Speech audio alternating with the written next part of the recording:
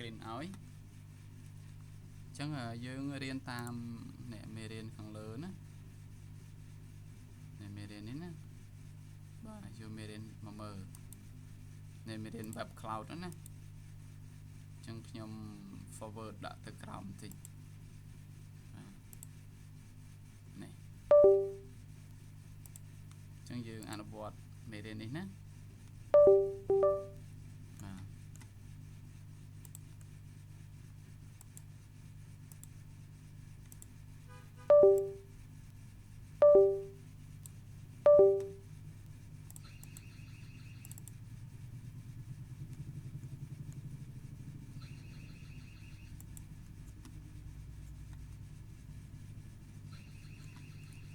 ចឹងយើងអនុវត្តមេរៀនហ្នឹងចឹងមេរៀនហ្នឹងបើកមកឃើញបែបនេះចាំយកមកខ្ញុំចង់ដែរបាទមកឃើញបែបនេះណាអញ្ចឹងនេះគឺជាការ config cloud បាទម្ដងមួយ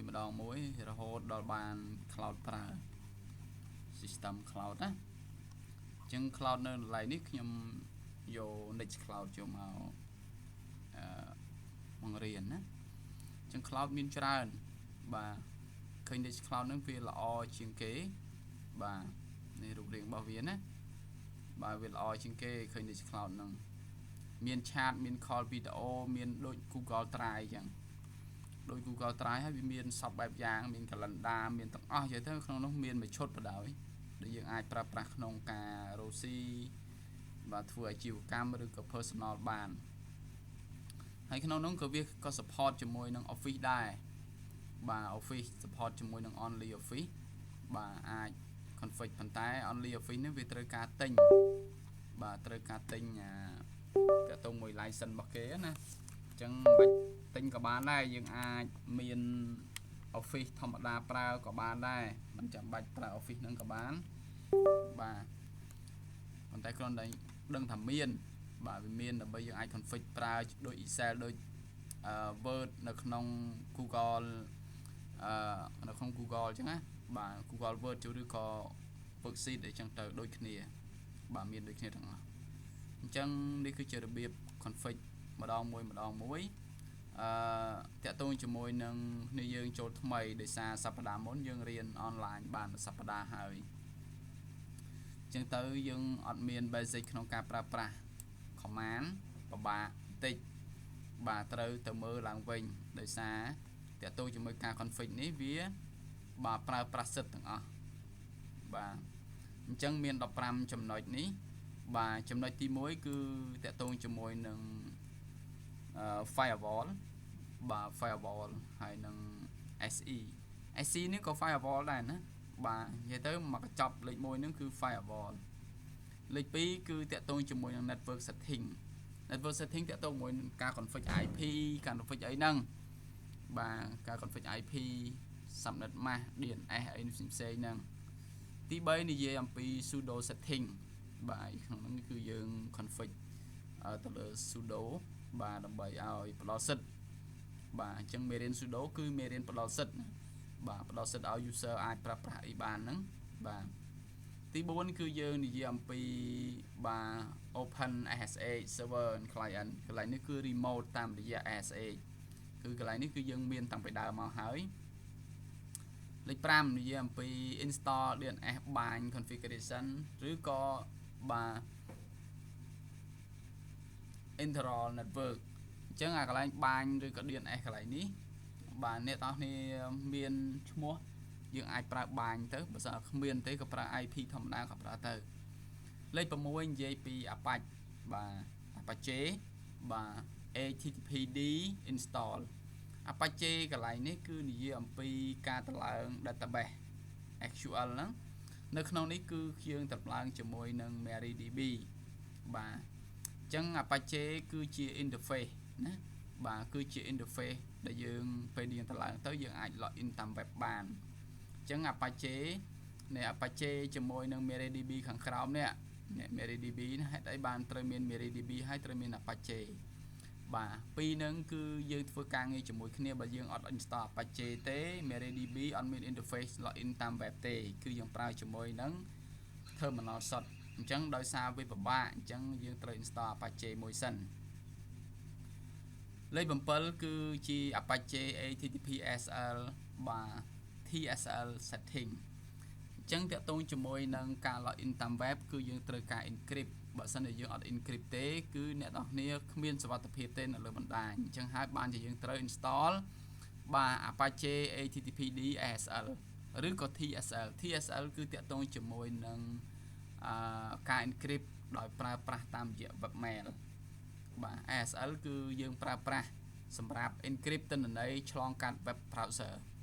បាទដែលយើងបើក web browser មកគឺវាមាន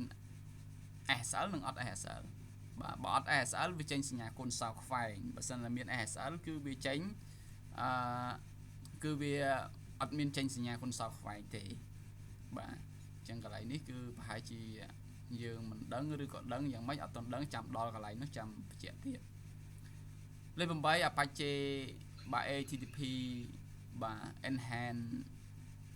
បាទ some to enable user directory កន្លែងនេះគឺលេខ8កន្លែងនេះគឺអនុញ្ញាតឲ្យយើងធ្វើការជាមួយនឹងdirectory របស់យើងនៅលើ website បានបាទ directory ស្គាល់ directory ណាបាទ user directory user profile ណាបាទ user profile របស់យើងនៅលើ web បាទអញ្ចឹងមេរៀននេះគួរសមដែរមេរៀនហ្នឹងធំបាទអញ្ចឹងយើងរៀនមួយអាទិត្យហ្នឹង2សប្តាហ៍ហ្នឹងគឺបានហើយធ្វើម៉េចឲ្យចេះ config អាចប្រើប្រាស់បានអញ្ចឹងនៅពេលដែលរៀនគឺទី1គឺ note ទុកទី2គឺអនុវត្តខ្លួនឯងអនុវត្តណាបាទអញ្ចឹងមេរៀននេះគឺដល់ពេលយើងរៀនចប់អាចយកទៅប្រើប្រាស់តាមស្ថាប័នតាមក្រុមហ៊ុនឲ្យផ្សេងណាបាទទី9បាទទី9គឺយើងបាទទី9គឺចំណងជើងវាគឺ PHP Apache HTTPD use បាទ HTTP script អញ្ចឹងកន្លែងនេះគឺយើងអនុញ្ញាតឲ្យបាទ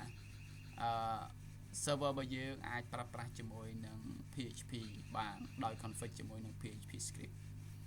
អញ្ចឹងបើសិនជាយើងអត់ config ទេ PHP វាអត់ run បានទេវាអត់ run ណាបាទអញ្ចឹងហើយយើងត្រូវបាទ config វាតម្លើងវាដើម្បីវាស្គាល់បាទ PHP លេខ10និយាយពី Apache HTTPD configuration web DAO អញ្ចឹងតាក់ទងជាមួយនឹង web DAO កន្លែងនេះគឺអនុញ្ញាតឲ្យយើងអាច share directory របស់យើងឆ្លងកាត់ web browser បានឆ្លងកាត់ web browser ណាអញ្ចឹងដំណើររបស់ cloud គឺអាហ្នឹងបាទឧទាហរណ៍កាលដែលយើងរៀន network ធម្មតាយើងចង់ share ឯកសារគឺយើង share តាមរយៈ network ដល់ពេលយើង share តាមរយៈ network ដល់ពេលយើងទៅក្រៅយើងអាចយកទិន្នន័យនឹងបានទេអញ្ចឹងនៅកន្លែងនេះយើងអាចបាទចំណុច10កន្លែងនេះគឺយើងអាច share បាទទិន្នន័យរបស់យើងឆ្លងកាត់ web browser ហើយ map ពីចម្ងាយបាន map នៅទីឆ្ងាយបានណាបាទ map នៅទីឆ្ងាយអញ្ចឹងកន្លែងនេះគឺជាកន្លែងចាំបាច់ដែរដែលយើងត្រូវចេះសម្រាប់អ្នកដែលកាន់បាទ network administrator ណាបាទចំណុចទី11បាទចំណុចទី11គឺ install កន្លែងនេះគឺ install database MariaDB វាមិនខុសពី SQL MySQL ទេវាអត់ខុសទេបាទអញ្ចឹង MariaDB គឺវាមានអត្ថប្រយោជន៍សម្រាប់ស័ក្តិសមជាមួយនឹងប្រភេទ cloud ដែលមានមនុស្សច្រើនការប្រើប្រាស់គ្នាច្រើនហើយ database មានភាពសាមញ្ញគឺយើងប្រើជាមួយនឹង MariaDB ហ្នឹង12បន្ទាប់ពីយើងប្រើ MariaDB បានហើយយើងត្រូវដំឡើង ASL ឲ្យវាដើម្បី encrypt ទិន្នន័យចេញចូលនៅក្នុង database កុំឲ្យមាន hacker មាន attacker គេអាចលួចទិន្នន័យរបស់យើងបានគេអាច sniff ទិន្នន័យរបស់យើងបានតាមរយៈបាទ network ហ្នឹងអញ្ចឹងយើងត្រូវបំពាក់ ASL ឲ្យវាដើម្បីបង្ការគេលួចទិន្នន័យតាមវិធីសាស្ត្រផ្សេងបាទអញ្ចឹងការបំពាក់ ASL បាទឃើញសិតតែបំពាក់ ASL ការបំពាក់ ASL TSL បាទ ASL គឺសំដៅទៅលើ encryption encrypt ហ្នឹងមានន័យថាយើងបំលែងទិន្នន័យរបស់យើងពីទិន្នន័យធម្មតាហ្នឹងឲ្យទៅជាទិន្នន័យដែលគេមើលមិនយល់បាទគេមើលអត់យល់ទេណាបាទយើងភ្នែកទៅទេមើលអត់យល់ទេដោយសារវាបំលែងទៅរបៀបផ្សេងដែលមនុស្សធម្មតាមិនអាចមើលបាន បាទដែលមិនអាចជួលបានអញ្ចឹងលុះត្រាតែយើង decrypt មកវិញ encrypt ទុយនឹង decrypt អញ្ចឹងតើយើង decrypt បកប្រែមកវិញបានយើងអាចមើលអក្សរនេះយល់អញ្ចឹងវិធីសាស្ត្រក្នុងការ encrypt នឹងមានច្រើនទៅតាម technology ដែលយើងប្រើបាទតាម technology ដែលយើងប្រើណាហើយ SSL នេះគឺយើងអាចបង្កើតខ្លួនឯងបានដែរយើងអាច generate ខ្លួនឯងបានយកមកប្រើបានបាទអូខេអញ្ចឹង ចំពោះ certificate ណា ASL ហ្នឹងបាទមាន2មាន private ជាមួយ public បាទ private មានន័យថាយើងប្រើសម្រាប់ស្ថាប័នឯកជនរបស់យើង public មានន័យថា certificate ហ្នឹងគឺត្រូវបានទទួលស្គាល់ជាសាធារណៈបាទអញ្ចឹងអាហ្នឹងវាដូច IP ដែរណាវាអត់ខុសនេះទេវាមាន private វាមាន public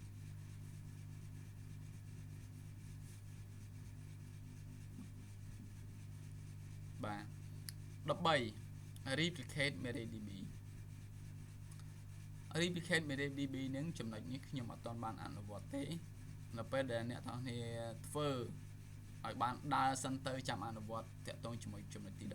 13 replicate បាទ replicate បាទ MariaDB កន្លែងនេះមានន័យថាម៉ាស៊ីន server របស់យើងត្រូវមាន2ត្រូវមានម៉ាស៊ីន2ជៀសវាងនៅពេលដែលម៉ាស៊ីនមួយមានបញ្ហាគឺវានឹងរត់ទៅម៉ាស៊ីនមួយទៀតអញ្ចឹងអានេះគេហៅ replicate បាទ replicate ហ្នឹងអញ្ចឹង database 2ហ្នឹងគឺបើសិនជាមានមួយ error គឺវានឹងរត់ទៅមួយទៀតហើយបើសិនជាមានមួយបញ្ហាគឺវានឹង backup ទៅមួយទៀតអញ្ចឹងពាក្យ replicate នេះគឺ synchronize បាទវា synchronize គ្នាណាបាទមាន server 2បើកដំណើរគ្នា service ហ្នឹងដើរក្នុងពេលតែមួយដូចគ្នា backup ទិន្នន័យចុះឡើងបាទជាមួយគ្នាបាទ backup ទិន្នន័យចុះឡើងជាមួយគ្នាណាបាទទី13ហ្នឹងបាទទី14គឺតាក់ទងជាមួយនឹង Nextcloud install អញ្ចឹង Nextcloud install ហ្នឹងនៅពេលយើង install ហើយយើងអាច add user បាទ add space upload file install Office អីផ្សេងអញ្ចឹងទៅ access ជាមួយនឹង web DAO អូខេ access ជាមួយនឹងdesktop client មានន័យថាជាងដំឡើងកម្មវិធីហ្នឹងនៅលើ computer បាទហើយអាចបើកទៅ cloud របស់យើងបានបាទ access via phone មានន័យថាយើងអាចភ្ជាប់ជាមួយនឹងទូរស័ព្ទបានបាទយើងអាច chat យើងអាច talk យើងអាចធ្វើសារ screen share និង call video ណាបាទ call video screen share អីផ្សេងណាយើងអាចធ្វើបាន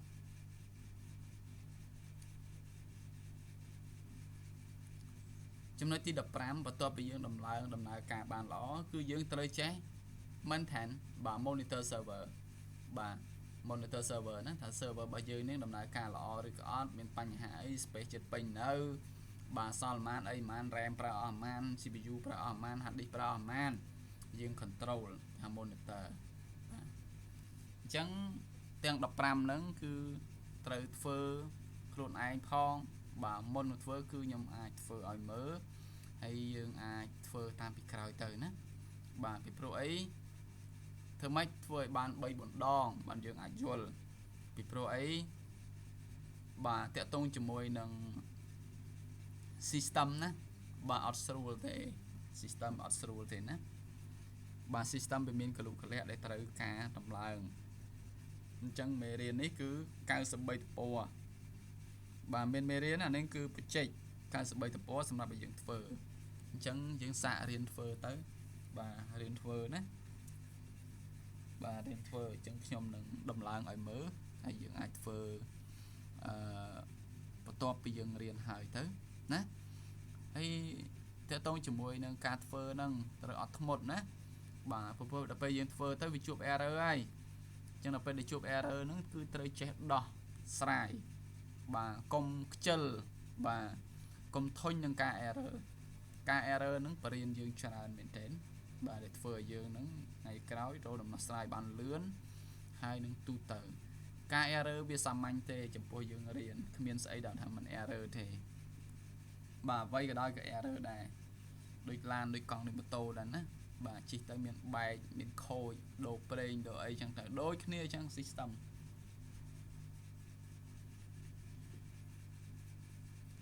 អូខេអញ្ចឹង system វាដូចគ្នាទេហើយជាកុំធុញដូចខ្ញុំប្រាប់ចឹងកុំធុញកុំ បាទហត់ជាមួយនឹងបាទការ config បាទការ config ការជួសជុលការដំឡើងបាទការ error គឺមិនបាច់ទេបាទអញ្ចឹងបើសិនជាមានបញ្ហាបាទជួសជុលឲ្យអស់លទ្ធភាពបាទអូខេអញ្ចឹងកន្លែងនេះគឺចំណុចទី1របស់យើងនិយាយអំពីបាទ firewall បាទអញ្ចឹង firewall តាមជាធម្មតាហ្នឹង Linux ដល់ពេលយើងទៅឡើងហើយហ្នឹងគឺវាមកស្រេចហើយវាដំណើរការស្រេចបាត់ហើយអញ្ចឹងកន្លែងនេះយើងគ្រាន់តែឆែកវាមើលទៅថាតើវាដំណើរការឬក៏អត់ទៅបានហើយអញ្ចឹងតាក់ទងជាមួយ firewall នេះរបៀបប្រើប្រាស់មាន2ករណីទី1គឺយើងប្រើជាមួយនឹងបាទ service ដែលអនុញ្ញាតឲ្យអ្នកក្រៅបាទអ្នកក្រៅចូលបានបាទអ្នកក្រៅចូលបានមានន័យថាយើងមាន server មួយហើយបន្ទាប់មកយើងបានបាទ deploy server របស់យើងនេះឲ្យទៅជា server អីមួយអញ្ចឹងទៅព្រោះ server មានច្រើនណាខ្ញុំថា server អីមួយអញ្ចឹងទៅហើយអនុញ្ញាតឲ្យអ្នកក្រៅប្រើបានអ្នកក្រៅបាទអ្នកដែលទៅក្រៅហ្នឹងគឺអាច access មកបានអញ្ចឹងកាលណាអនុញ្ញាតឲ្យអ្នកក្រៅ access មកបានអញ្ចឹងគឺត្រូវបំពាក់ firewall អត់អាចអត់ទេណាបាទมันអាចអត់ទេគឺត្រូវបំពាក់ firewall អញ្ចឹងអាបំពាក់ firewall នឹងឯងបាទវាជួយត្រួតពិនិត្យឆែកឆេររបស់ពិតរបស់មិនពិតរបស់មានមេរោគមិនមេរោគបាទមុននឹងចូល server របស់យើងបាទអានេះគេហៅថា public server បាទករណីមួយទៀតតកតងជាមួយនឹងការប្រើប្រាស់តាមរយៈ private server private server ហ្នឹងគឺមានន័យថាយើងប្រើតែលក្ខណៈឯកជនទេយើងអត់បានដាក់ទៅខាងក្រៅឲ្យប្រើទេអញ្ចឹងអាលក្ខណៈបែបហ្នឹងយើងមិនចាំបាច់ដាក់ server ដាក់ firewall ទេបិទ firewall ចោលទៅបាទអញ្ចឹងខ្ញុំនិយាយអំពី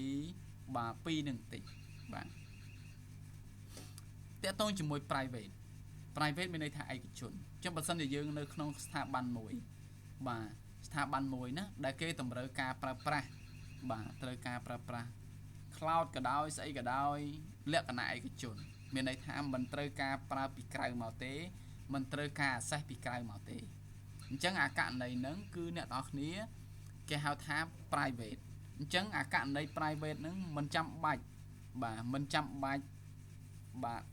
enable firewall ទេមិនចាំបាច់ទេអ្នកទាំងអស់គ្នាប្រើតែលក្ខណៈធម្មតាទៅបានហើយ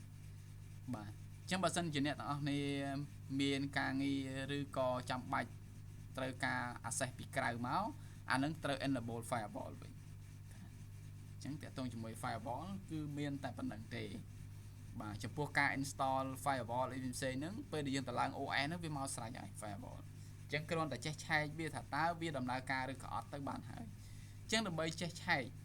បាទដំណើរការវាឬក៏អត់ហ្នឹងគឺយើងប្រើ command បាទ systemctl status firewall d នេះ firewall d ពេលថា firewall ហ្នឹងគឺបាទកម្មវិធី firewall d ហ្នឹងគឺ service ពេលយើងឆែកគឺយើងឆែក service ណាបាទជាមួយខ្ញុំឆែកឲ្យមើលណាខ្ញុំបានបើក system ហើយ system ខ្ញុំនេះខ្ញុំប្រើជាមួយនេះណាបាទប្រើជាមួយ Fedora បាទនេះតោះនេះបានតឡើងប្រើឲ្យអស់នៅបើមិនទាន់ទេតឡើងប្រើអស់បាទណាបាទកុំទុកបាទ CMD មកបាទ CMD ណាខ្ញុំ login SSH បាទ login SSH ណាខ្ញុំបើក tab មួយទៀតបានចេញនេះបាទចូល root មកបាទ admin add 1 2 3អានេះគឺយើងចូល system របស់យើងណាបាទខ្ញុំបើកជា2អញ្ចឹងទៅដើម្បីស្រួល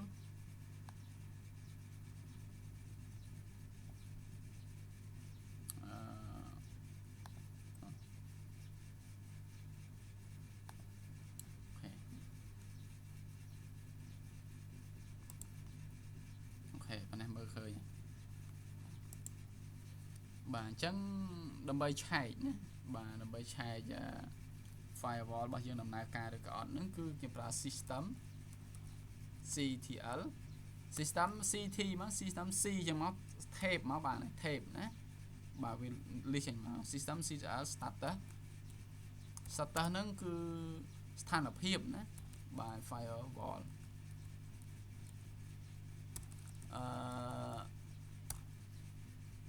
ពាក្យ status គឺស្ថានភាពបាទ system CTL គឺ command សម្រាប់ឆែក service បាទអញ្ចឹង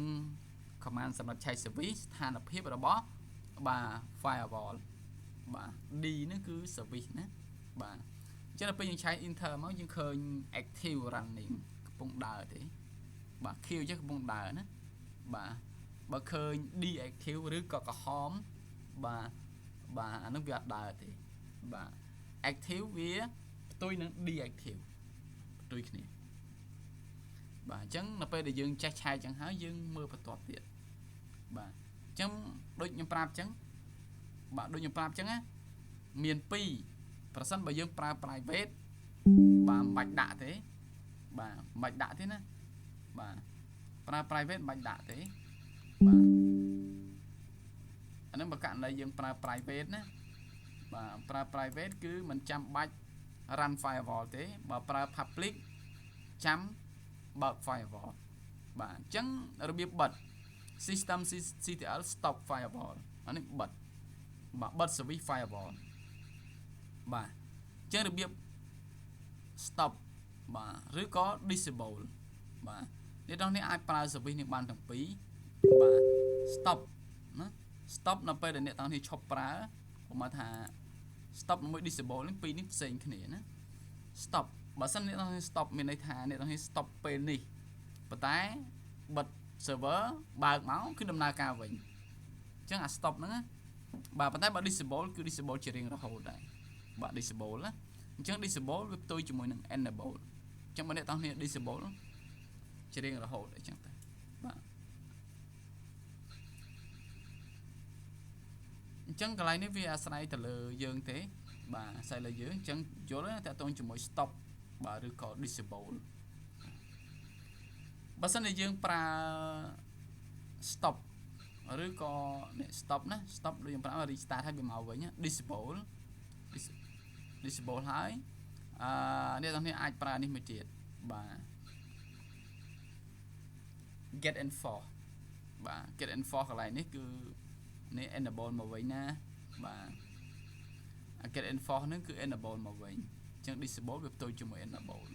បាទ get enforce អញ្ចឹងអាចអានតាមនិយមន័យនេះក៏បានឬក៏បាទមិនបាច់អានក៏បានដោយសារខ្ញុំបញ្យល់ហើយណាបាទទាំងនេះអាចមើលតាម comment ខ្ញុំដាក់នេះក៏បានដែរបាទខ្ញុំដាក់ហ្នឹងណា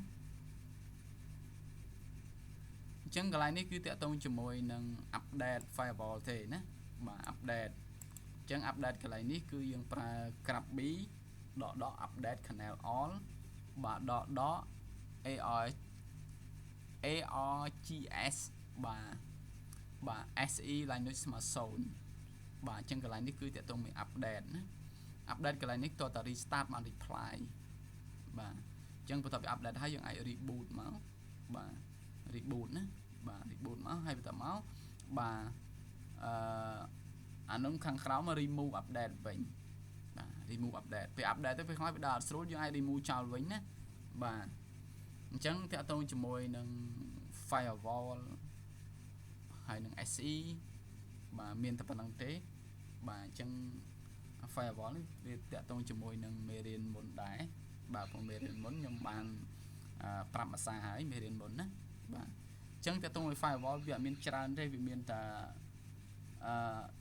stop start enable disable បាទ update តែប៉ុណ្្នឹងទេវាមានអីទេដោយសារ service ហ្នឹងគឺវាដូចជាច្រកទ្វារអញ្ចឹងបាទវាដូចជាច្រកទ្វារណាអញ្ចឹងវាជាអ្នកចាំយើងគួរតែមានអ្នកចាំទ្វារឬក៏អត់បើអត់មានទេដកវត្តចោលទៅបើមានដាក់ទៅបាទអញ្ចឹងអត្ថប្រយោជន៍វាបាទវាជាអ្នកត្រួតពិនិត្យបាទភាពត្រូវឬក៏មិនត្រឹមត្រូវបាទរាល់ service រាល់អ្វីដែលយើងចង់ឲ្យចូលពីខាងក្រៅមកក្នុងបាទអញ្ចឹងវាជាអ្នកចាំវាជាអ្នកមើលណាអូខេអញ្ចឹងចូលដល់ចំណុចទី2គឺតាក់ទងជាមួយនឹង network setting ណា network setting កន្លែងនេះគឺវាតាក់ទងជាមួយនឹងបាទឈ្មោះដែលយើងចង់ឲ្យ access បាទអញ្ចឹងឈ្មោះកន្លែងនេះ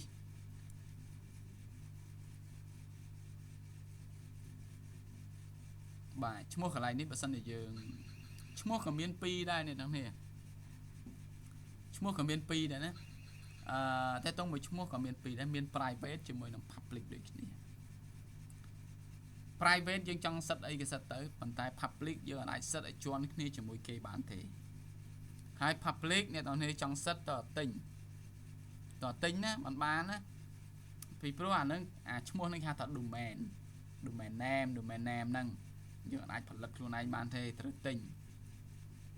អញ្ចឹងឈ្មោះហ្នឹងគឺចង់ទិញគឺត្រូវមើលដែរมันអាចទិញធ្វើម៉េចឲ្យឈ្មោះហ្នឹងជាន់ជាមួយគេទេអត់អាចជាន់ជាមួយគេបានទេពីព្រោះឈ្មោះលើពិភពលោក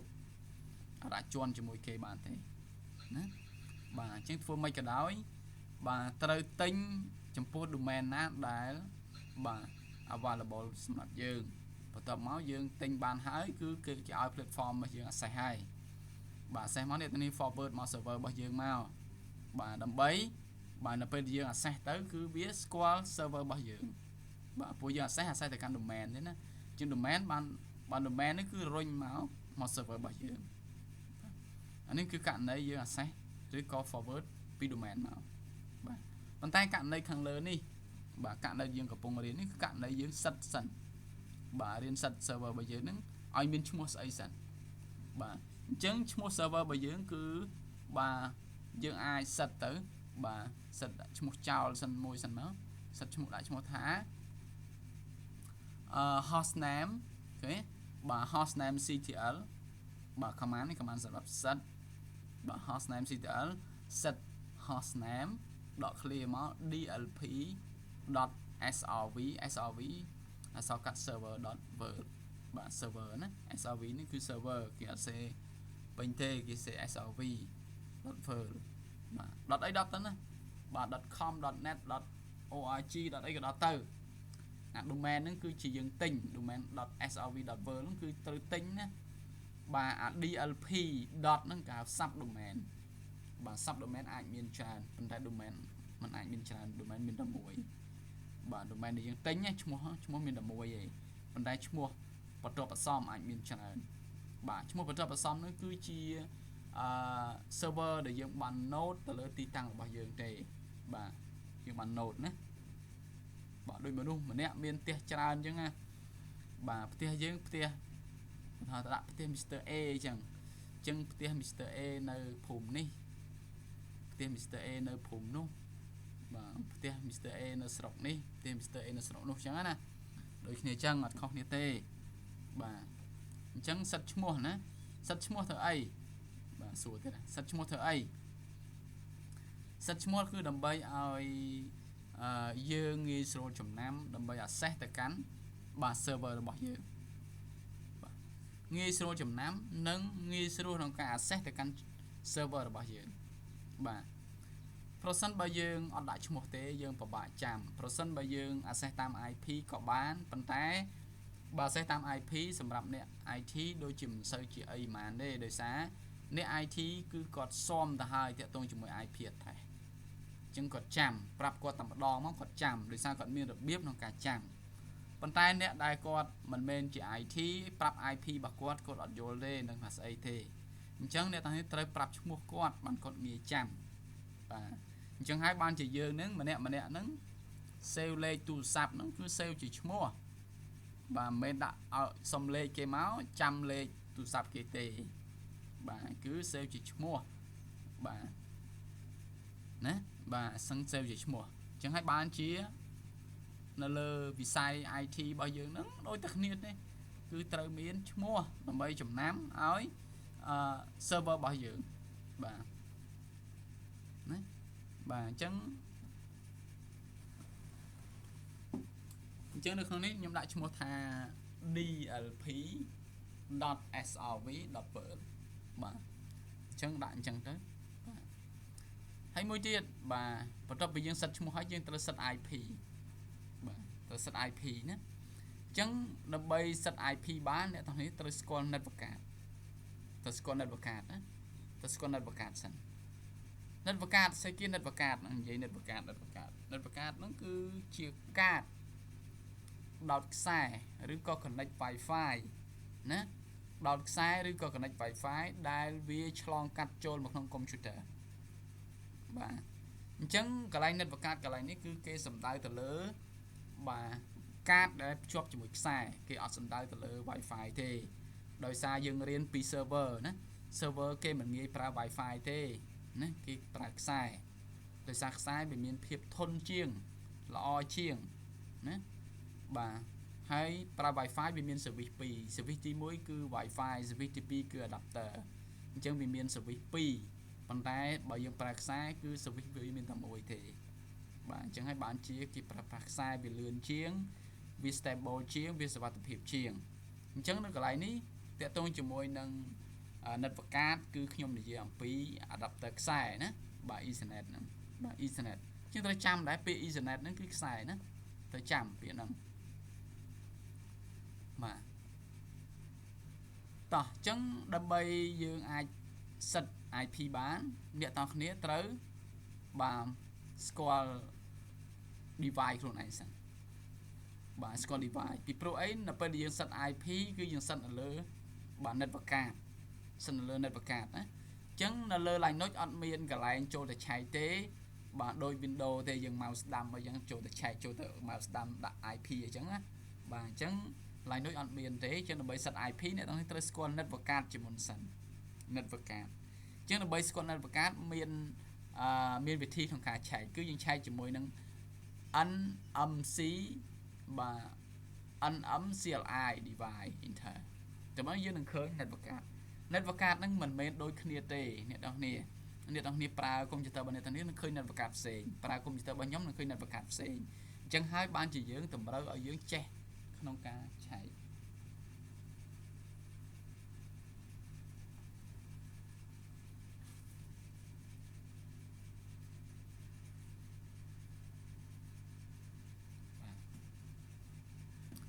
អូខេអញ្ចឹងឆែកសាក់មើលមករៀនឆែកណាបាទចូលមកនេះមក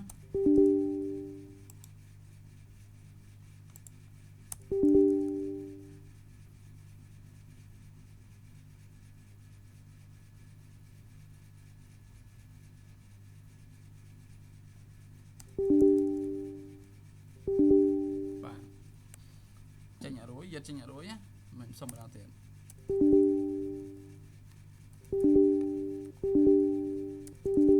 Ctrl C ណា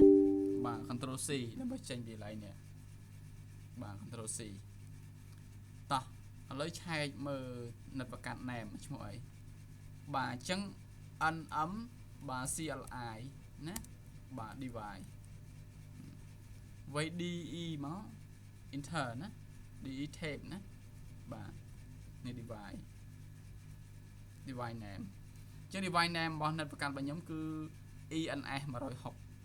បាទអញ្ចឹងក្នុងនោះគឺបាទ ENP 1S0 បាទនោះដូចថាយើងប្រើជាមួយនឹងVMware នេះគឺប្រើ VMware ដែរណាបាទនោះប្រើមួយ VMware ដែរបាទអញ្ចឹងឃើញទេនៅពេលដែលយើងប្រើមកគឺវាចេញបែបនេះបាទអញ្ចឹងអ្នកទាំងនេះឆែកឃើញផ្សេងខ្ញុំឆែកឃើញផ្សេងអត់ដូចគ្នាទេបាទ network card ជាទូទៅគឺមាន2ទី1គឺEthernet ដែលយើងឃើញ default របស់វាគឺ Ethernet ណាបាទ ENS 160បាទ Ethernet បាទ connection បាទនេះ connection device នេះ device ជាង device មាន2ណាមាន ENS 160ជាមួយនឹងបាទ LO បាទ LO នេះគឺ loopback address loopback address អញ្ចឹងក្នុងកុំព្យូទ័រណាក៏ដោយក៏មាន loopback address ដែរ adapter វា build មកជាមួយ loopback បាទ loopback នេះគឺជា service មួយដែលបាទសម្រាប់ test បាទសម្រាប់ test ឬក៏គេហៅថា IP loopback ក៏បានឬក៏ service loopback ក៏បានពីរហ្នឹងមួយណាក៏បានដែរយើងអាចហៅមួយណាក៏បានដែរណាបាទអញ្ចឹង IP loopback គឺ 127.0.0.1 អានេះហៅ IP loopback បើសិនជាយើង ping ទៅខ្លួនឯងនេះ ping ទៅខ្លួនឯងណាពេលតែ loopback គឺ ping ទៅខ្លួនឯងអញ្ចឹង loopback នេះប្រសិនបើយើងចង់ test network card បើយើងថាដើរល្អឬក៏មិនល្អឬក៏ network card ខូចឬក៏អត់យើងអាច test ទៅក្នុង IP loopback ហ្នឹងប្រសិនបើ test ទៅឃើញ reply បែបនេះ មានន័យថានិតប្រកាសរបស់យើងអត់ខូចទេនិតប្រកាសរបស់យើងដំណើរការល្អប៉ុន្តែនៅពេលយើងតេស្តទៅអត់ឃើញដើរគឺ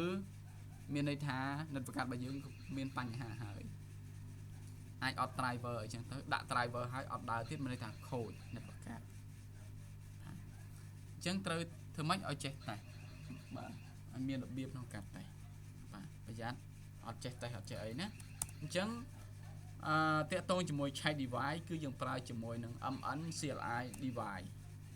បាទអញ្ចឹងមាន2 net ប្រកាសជាទូទៅគ្រប់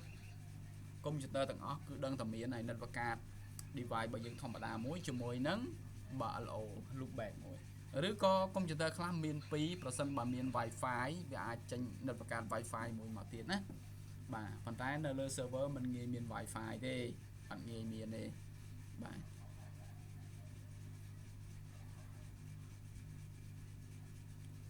តោះអញ្ចឹងដើម្បី set IP បាទអញ្ចឹងមុននឹងធ្វើការ set IP ខ្ញុំសូមបង្ហាញនេះបន្តិចសិនខ្ញុំបង្ហាញនៅក្នុងអូ packet tracer បានតម្លើងទៀត Word ចឹងណាបាទ Word ចាស់បាទអញ្ចឹងខ្ញុំគូឲ្យមើលនេះសិនណាបាទខ្ញុំគូឲ្យមើលនេះសិនខ្ញុំគូរចនាសម្ព័ន្ធរបស់ server របស់យើងឲ្យមើលសិននេះមកថា server របស់យើងចោះណាបាទ server របស់យើងនេះបាទ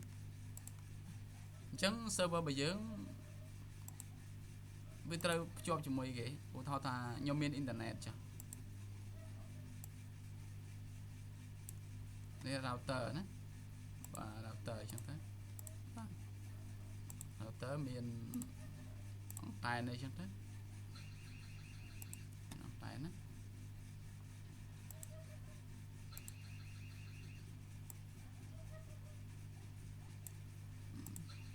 មានអង្តែនហើយមាន port អីចឹងទៅអញ្ចឹងនេះជាការពិតណា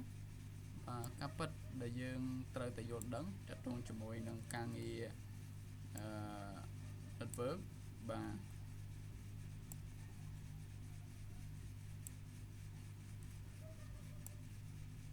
ខ្ញុំដាក់ router ប្រភេទធម្មតាឲ្យមើលចុះណាបាទនេះ router ធម្មតាហើយ port អញ្ចឹងគឺធម្មតាណាបាទប្រើជាមួយនឹងនេះពិបាកបន្តិចណាអត់តម្រង់វាតិចចាស់ណា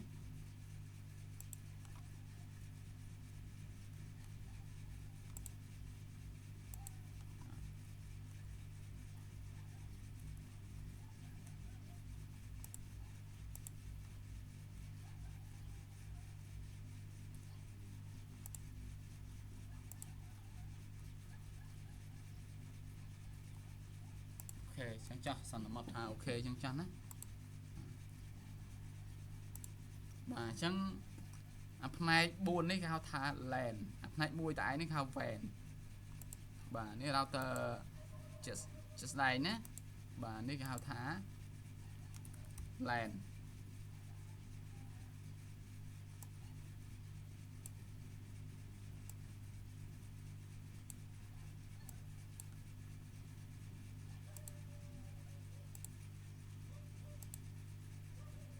បាទ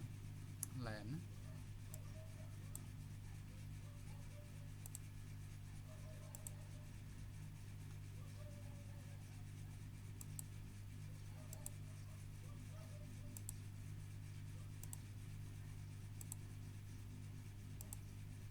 LAN ណា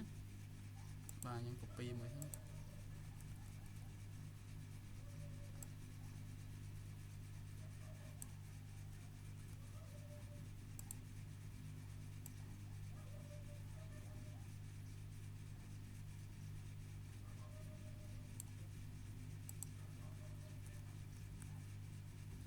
វ៉ែនណាបាទមាន LAN មាន WAN បាទគូគេគឺត្រូវតែមានអញ្ចឹងបាទអញ្ចឹង router គឺមានបែបនេះណាបាទ router ត្រូវមានបែបនេះតមកទៀតយើងតអ៊ីនធឺណិតចូលណាបាទនេះទាំងនេះតអ៊ីនធឺណិតចូលនេះទាំងនេះទៅប្រើខ្សែនេះមកបាទខ្សែនេះ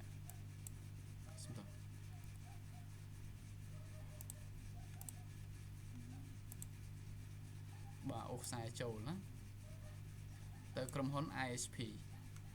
បាទក៏ទៅក្រុមហ៊ុន ISP ណា copy នេះមួយក្រុមហ៊ុន ISP ណានេះទៅក្រុមហ៊ុនអ៊ីនធឺណិត ISP មាន smartphone មាន online មានចុចមានច្រើនទៀតណាបាទអញ្ចឹងជាប្រភេទក្រុមហ៊ុន ISP មានន័យថាក្រុមហ៊ុនជាអ្នកផ្ដល់សេវាកម្មបាទផ្គត់ផ្គង់អ៊ីនធឺណិតបាទផ្គត់ផ្គង់អ៊ីនធឺណិតឲ្យយើងណាបាទអញ្ចឹងគេហៅថាក្រុមហ៊ុន ISP នេះបាទបន្ទាប់ពីបានហើយយើងអ៊ីនធឺណិតរបស់យើងនេះមិនដើរបាទគណៈដើរគឺយើងត្រូវមានបាទកុំព្យូទ័ររបស់យើងនេះគឺត្រូវបាទភ្ជាប់មកកាន់បាទភ្ជាប់មកកាន់កុំព្យូទ័រឥឡូវខ្ញុំដាក់ port ឲ្យមួយសិនណាបាទខ្ញុំដាក់ port សិនបាទនេះ port អានេះ port network ណាបាទអញ្ចឹងយើងអូស network មកយើងអូស network របស់យើងណាបាទអូស network របស់យើងពី port WAN នេះជាប់កាន់នេះមកសំទោសអូខ្សែសិនមកអូខេដាក់ខ្សែមួយសិនភ្ជាប់មកកាន់ server របស់យើងណាភ្ជាប់មកកាន់ server របស់យើងភ្ជាប់មកកាន់ server របស់យើងបែបនេះបាទអញ្ចឹង server របស់យើងហ្នឹងគឺបាទនេះកុំព្យូទ័ររបស់យើងណាបាទកុំព្យូទ័ររបស់យើងខ្ញុំនិយាយពីកុំព្យូទ័ររបស់យើងសិននេះអាកុំព្យូទ័រដែលយើងកំពុងប្រើហ្នឹងណាបាទកុំព្យូទ័រដែលយើងកំពុងប្រើហ្នឹងគឺជាកុំព្យូទ័រ laptop អីចឹងទៅណាបាទជាកុំព្យូទ័រ laptop អីចឹងទៅណាបាទ laptop ដែលយើងកំពុងតែ config អីផ្សេងអញ្ចឹងទៅបាទអញ្ចឹង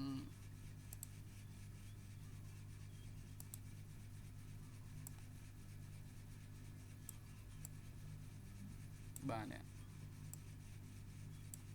បាទនេះជាកុំព្យូទ័ររបស់យើងនេះអញ្ចឹងកុំព្យូទ័ររបស់យើងអាច connect តាមខ្សែដែរណាបាទអញ្ចឹងយើងអាច connect តាមខ្សែដែរឬក៏ connect តាម Wi-Fi ក៏ Wi-Fi ទៅបាទមានខ្សែក៏ខ្សែទៅ Wi-Fi ក៏ Wi-Fi ទៅណាអត់បញ្ហាទេភ្ជាប់តាមខ្សែចាបាទអានេះកុំព្យូទ័ររបស់យើងបាទកុំព្យូទ័ររបស់យើងដែលយើងធ្វើការបាទកុំព្យូទ័ររបស់យើងណានេះបាទនេះកុំព្យូទ័ររបស់យើងនេះដាក់ IT បាទ admin បាទ administrator បាទអញ្ចឹងអានេះគឺបាទដាក់ឈ្មោះឲ្យ server មួយទៅសិនអានេះគឺ server របស់យើងនេះ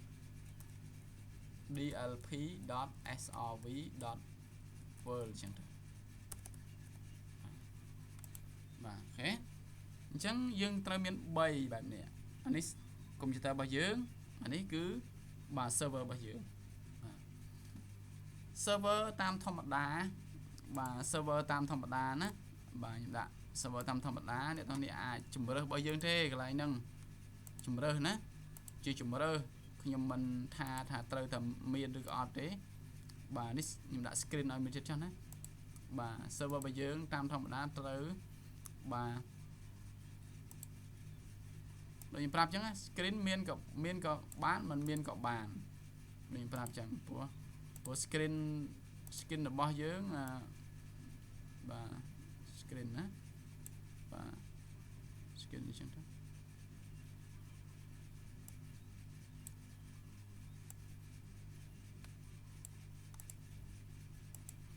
screen ចឹងណាបាទថា screen ចឹងបាទតាមធម្មតាហ្នឹង computer server ហ្នឹងគេមិនងាយដាក់ screen ទេអញ្ចឹងយើងមិនមែនថាអត់ទេណាត្រូវតែមានប៉ុន្តែនៅពេលដែលយើង config install ចប់ហ្នឹង server ហ្នឹងគេយកដាក់លើ rack ហើយទូ rack អញ្ចឹងយើងជាអ្នកតម្លើងហ្នឹងគឺយើងទៅ remote ទៅតាមជា SH ហ្នឹង remote ដោយការភ្ជាប់ខ្សែណាបាទដោយការភ្ជាប់ខ្សែដូចខ្ញុំគូអញ្ចឹងបាទតាមខ្សែក៏បានតាម Wi-Fi ក៏បានបាទដើម្បី config តាម SH បាទនេះដូចយើងកំពុងប្រើដូចខ្ញុំកំពុងប្រើអញ្ចឹងបាទយើងត្រូវមានបែបនេះណាយើងត្រូវមានបែបនេះបាទអញ្ចឹងដើម្បីធ្វើការ config អញ្ចឹងយើងដឹងហើយថាកុំព្យូទ័រអ្នក remote ហ្នឹងអត់បញ្ហាទេ បាទអ្នកកុំព្យូទ័រនេះ remote បាន IP ប៉ុន្មានក៏បានទៅសំខាន់ឲ្យខ្ញុំស្គាល់អានេះខ្ញុំអាច remote ទៅបានអញ្ចឹងដើម្បីកុំឲ្យវាប្រែប្រួលអ្នកត្រូវសិត IP បាទឲ្យវាសិត IP ឲ្យវាអញ្ចឹងសិត IP ឲ្យវាអ្នកត្រូវមើល router យើងសិនតើ router របស់យើង IP ប៉ុន្មានបាទ router របស់ IP ណាបាទឧទាហរណ៍ណាបាទអញ្ចឹងឧទាហរណ៍ថា router របស់ខ្ញុំចោះនេះ router ណាបាទ router បាទ router របស់យើងមាន IP 192.168.10.1 បាទ255.255.255.0 gateway បាទ gateway ឈ្មោះរបស់វាបាទអញ្ចឹងខ្ញុំមាន IP ប៉ុណ្ណឹងត្រូវមាន IP ប៉ុណ្ណឹងអ្នកទាំងនេះធ្វើមិនក៏ដោយឲ្យ server របស់យើងនេះបាទមាន IP ដែរដើម្បីកុំឲ្យ IP វាប្រែប្រួលដើម្បីកុំឲ្យយើងពិបាកក្នុងការ connect ទៅកាន់បាទអញ្ចឹងខ្ញុំសិត IP មកអ្នកទាំងនេះអាចសិតតាមចិត្តរបស់យើងមកប៉ុន្តែមើលលើ router របស់យើង rank ប៉ុន្មាន rank 10.1 អញ្ចឹងអា rank 10 នេះយើងត្រូវចងចាំបាទ rank 10 នេះយើងត្រូវចងចាំណាចុះចំពោះឥឡូវខ្ញុំសិតសិនណាបាទខ្ញុំសិតអញ្ចឹងសិនហើយបន្ទាប់មកចាំយើងទៅរៀនសិតជាមួយនឹងបាទទៅរៀនសិតជាមួយនឹង server របស់យើងបាទទៅរៀនសិតណាអញ្ចឹងដំបូងគឺត្រូវរៀនសិត network នេះឲ្យច្បាស់សិនប្រយ័ត្នធ្វើឲ្យ login អត់បានបាទតាមរយៈ network អញ្ចឹងខ្ញុំសិតសិនណាបាទអញ្ចឹងខ្ញុំសិត 192.168.10.8 ចុះបាទ/24 24ស្មើនឹង 255.255.255.0 ហ្នឹងឯងអញ្ចឹងខ្ញុំដាក់ប៉ុណ្ណឹងចុះខ្ញុំដាក់អញ្ចឹងណាបាទដើម្បីខ្លី 192.168.10.8 អញ្ចឹង server របស់ខ្ញុំដល់ទៅ.8ប៉ុន្តែតើតើជាមួយ laptop របស់យើងម៉ានទៅកុំខ្វល់ដោយសារយើងជាអ្នកប្រើទេ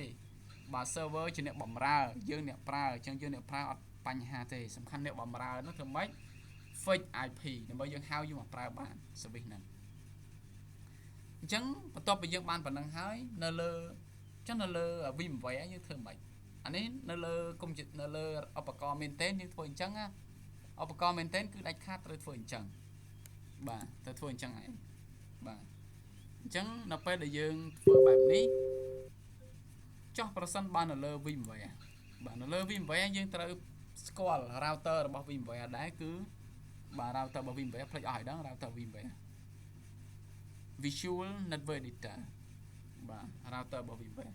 សិត router របស់ VMware សិនមកបាទ Visual Network Editor របស់យើងសិនមកបាទសិតអានឹងហើយចាំយើងបាទសិត IP ឲ្យ server បាទបើយើងសិត IP ឲ្យ server មុនវាអត់ស្គាល់ទេបាទអញ្ចឹងអ្នកនរនេះចូលទៅក្នុង Visual Network Editor សិនមកណាបាទចូលក្នុងនោះសិនបាទណានេះយើងវិញអូមែនទេបាទតោះសិត IP ឲ្យ server សិនសុំទោសទៅឆែក router សិនណាបាទចូល Visual Network Editor សិនណាបាទ Visual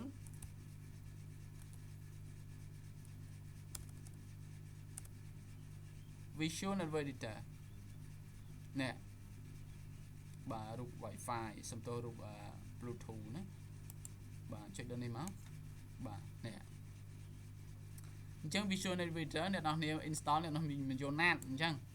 យក NAT នេះចុចលើ NAT នេះមកអ្នកនរនេះកែកន្លែងនេះ change setting បាទអានេះដោយសារខ្ញុំដាក់ password ណាបើអ្នកនរគ្នាអត់ដាក់វាអត់សួរទេបាទអញ្ចឹងកន្លែងនេះខ្ញុំកែដាក់10វិញមកណា10វិញមកបាទនេះ255ជា255បាទខ្ញុំមើល DHCP setting សិនអូខេអត់អីទេ DHCP setting កន្លែងនេះអ្នកទាំងនេះត្រូវបោះធ្វើម៉េចក៏ដោយឲ្យមកថា IP របស់យើងយើងមកដាក់នេះហ៎យើងដាក់8ចាធ្វើម៉េចក៏ដោយកុំឲ្យបោះលងបាទឧទាហរណ៍ណាអានេះ DHCP ណា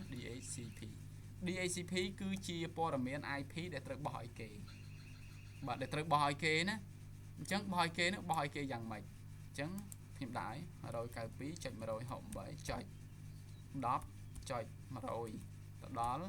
192.168.10.255 អញ្ចឹង DHCP នេះគឺជាព័ត៌មានដែលត្រូវបោះ IP ឲ្យគេ អញ្ចឹងមានន័យថាគ្រប់ client ទាំងអស់ដែលជា laptop ដែលជា computer ផ្សេងដែលជាដុំ Wi-Fi គឺវានឹងទទួលបាន IP ចាប់ពី100ឡើងទៅអានោះអូតូ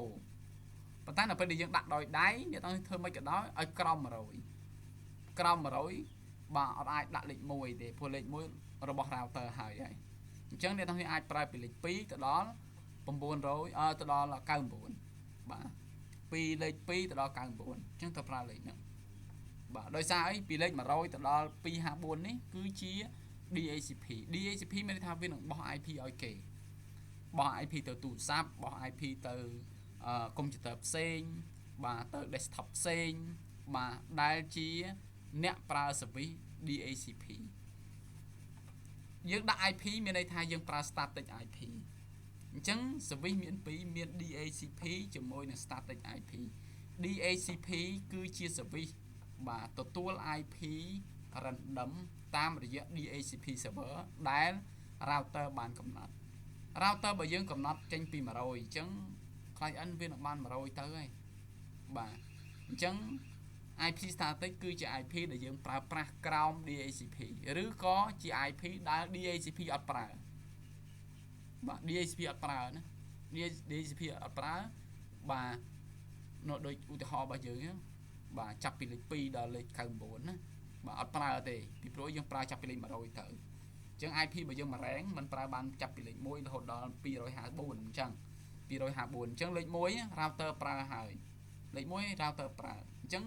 លេខ2អត់ទាន់ប្រើទេអញ្ចឹងយើងដាក់មកចន្លោះពីលេខ2រហូតដល់99ដាក់លេខអីលេខទៅបាទ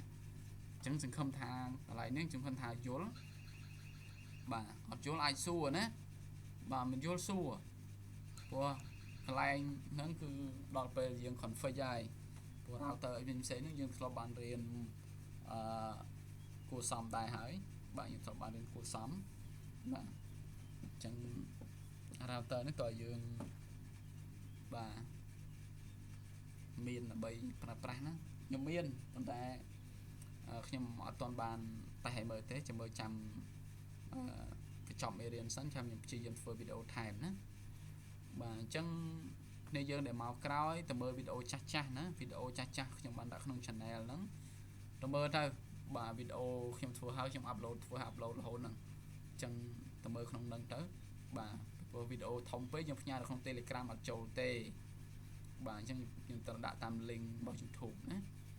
បាទអញ្ចឹងតាក់ទងជាមួយនឹងបាទតាក់ទងជាមួយនឹងព័ត៌មាន IP បាទព័ត៌មានរបស់ server ត្រូវចំណាំខ្លួនឯងអញ្ចឹងទី1ត្រូវយល់ដឹងអំពី IP ទី2ត្រូវយល់ដឹងអំពីបាទ DHCP service បាទអញ្ចឹង DHCP service នៅក្នុង Windows យើងបាទធ្លាប់រៀនម្ដងហើយណា IP pool ហ្នឹងដែលត្រូវបោះ IP ឲ្យគេហ្នឹងបាទអញ្ចឹងឧបករណ៍ខ្លះវាខុសគ្នាទាំងឈ្មោះ Windows ប្រើ pool អីចឹងទៅបាទដល់ពេល router អត់ប្រើ pool ទេគេហៅថា DHCP បាទ start DHCP stop អីចឹងទៅបាទដូចតែគ្នាទេណា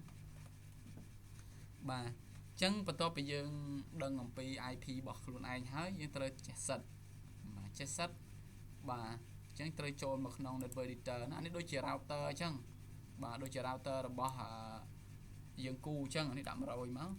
បាទអញ្ចឹងអានេះ254អញ្ចឹងទៅអូខេអូសំទោសកន្លែងដូរដាក់10ណាបាទដូរដាក់10ផងវាខុសរ៉េងគ្នាមិនអាច save បានទេវាប្រាប់ដើមមិញ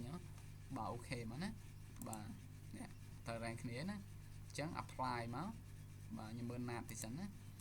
បាទ NAT នេះគឺជា IP gateway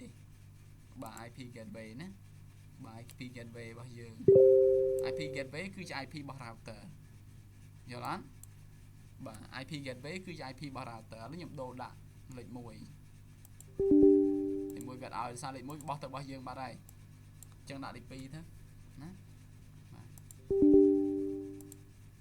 តែលេខ10អូខេណា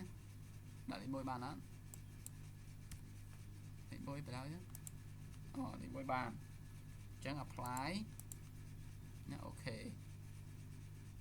ហើយទៅថ្មីនេះ router ណាបាទ ចឹងប្រសិនបើយើងមាន router ជាក់ស្ដែងដោយករណីនេះចឹងអ្នកទាំងនេះដោតភ្លើងដល់ចូលមកអ្នកទាំងនេះមើលបាត router វាឃើញ IP នេះហើយ IP ភាគច្រើនមិនមែន10ទេ 192.168.0.1 ឬក៏អាច.1.1 អីចឹងទៅ router ភាគច្រើន1 MHz IP 88អីចឹងទៅ.1 អីចឹងទៅជាក់ស្ដែងហើយចូលមក config មកតាមអ្វីដែលចង់បានពីព្រោះកន្លែង IP នេះគឺជាកន្លែងដែលយើងអាចកែប្រែបានទេកែប្រែដាក់ IP អី IP ទៅសាច់លើយើង1ក៏បាន0ក៏បានប្រមាណក៏បានដែរដាក់មកដាក់ទៅសាច់លើយើងបាទសំខាន់ឲ្យយល់ពីការងារហ្នឹងអូខេអញ្ចឹងបន្ទាប់ពីយើងបានប៉ុណ្ណឹងហើយអ្នកនរគ្នាបាទសិត IP មកបាទឬក៏អាចឆែក IP ទៅនិយាយដាច់បាត់ហើយកន្លែងនេះដាច់បាត់ហើយគេឃើញដាច់ទេបាទដោយសារដូរ IP ណាដូរ IP គឺដាច់ IP ហើយបាទដាច់បាទអញ្ចឹងបើករណីដាច់អញ្ចឹងបាទយើងត្រូវទៅមើល direct បាទទៅមើល direct ឬក៏អ្នកនរគ្នានេះដោយករណី server ត្រូវទៅមើលជាមួយ screen ភ្ជាប់ screen មើលបាទអញ្ចឹងត្រូវភ្ជាប់ screen មើលនេះចូល screen មើលណាបាទអញ្ចឹងដល់ពេលយើងចង់ដឹងមែនទេអ្នកនរគ្នាអាចតេស្តមើលមកបាទ root មក root ណាបាទ admin add 123 enter បាទ if config ដើម្បីឆែក IP យើងប្រើ if config បាទ if config ណាបាទ if config មាន IP មកនោះបាន100ឃើញអត់ 192.168.10.100 បាទចុច 10.100 ណាបាទវាមកអូតូដោយសារយើងបោះពី100មកនោះឃើញនេះអាកន្លែងនេះយើង config មិញយើងបោះពី100មកបាត់ network editor បាទ visual network editor យើងបោះពី100មកកាលណាយើងបោះពី100អញ្ចឹងកុំព្យូទ័ររបស់យើងដែលវាអូតូគឺវាទទួលបាន100ហើយនេះវាស្គាល់ពី100ទៅបាទអញ្ចឹងការពិតវាអញ្ចឹងហ៎បាទដូចគ្នាជាមួយនឹងការងាររបស់យើងដែរពិតប្រាកដដែរវាអត់ខុសគ្នាទេណាបាទនេះ router អានេះយើងធ្វើលើម៉ាស៊ីនទាំងអស់បាទបើសិនតែយើងភ្ជាប់តាមរយៈអ្វីខ្ញុំគូនេះត្រូវមាន router មួយគ្រាប់ត្រូវមាន router ណាបាទត្រូវមាន router មួយត្រូវមាន server ត្រូវមាន laptop អញ្ចឹងបើសិនជាម៉ាស៊ីនរបស់យើងលើសពី4 port ត្រូវដាក់ switch មួយណាអញ្ចឹងអូខ្សែពី switch មកចូលសំទោសអូខ្សែពី router ចូល switch មកអូខ្សែពី switch មក computer មកបាទហ្នឹងករណីបាទករណីណាតែយើងតេស្តហើយបាទត្រឹមឧបករណ៍3បានហើយមាន router មួយមកមាន computer 2 គ្រឿងមក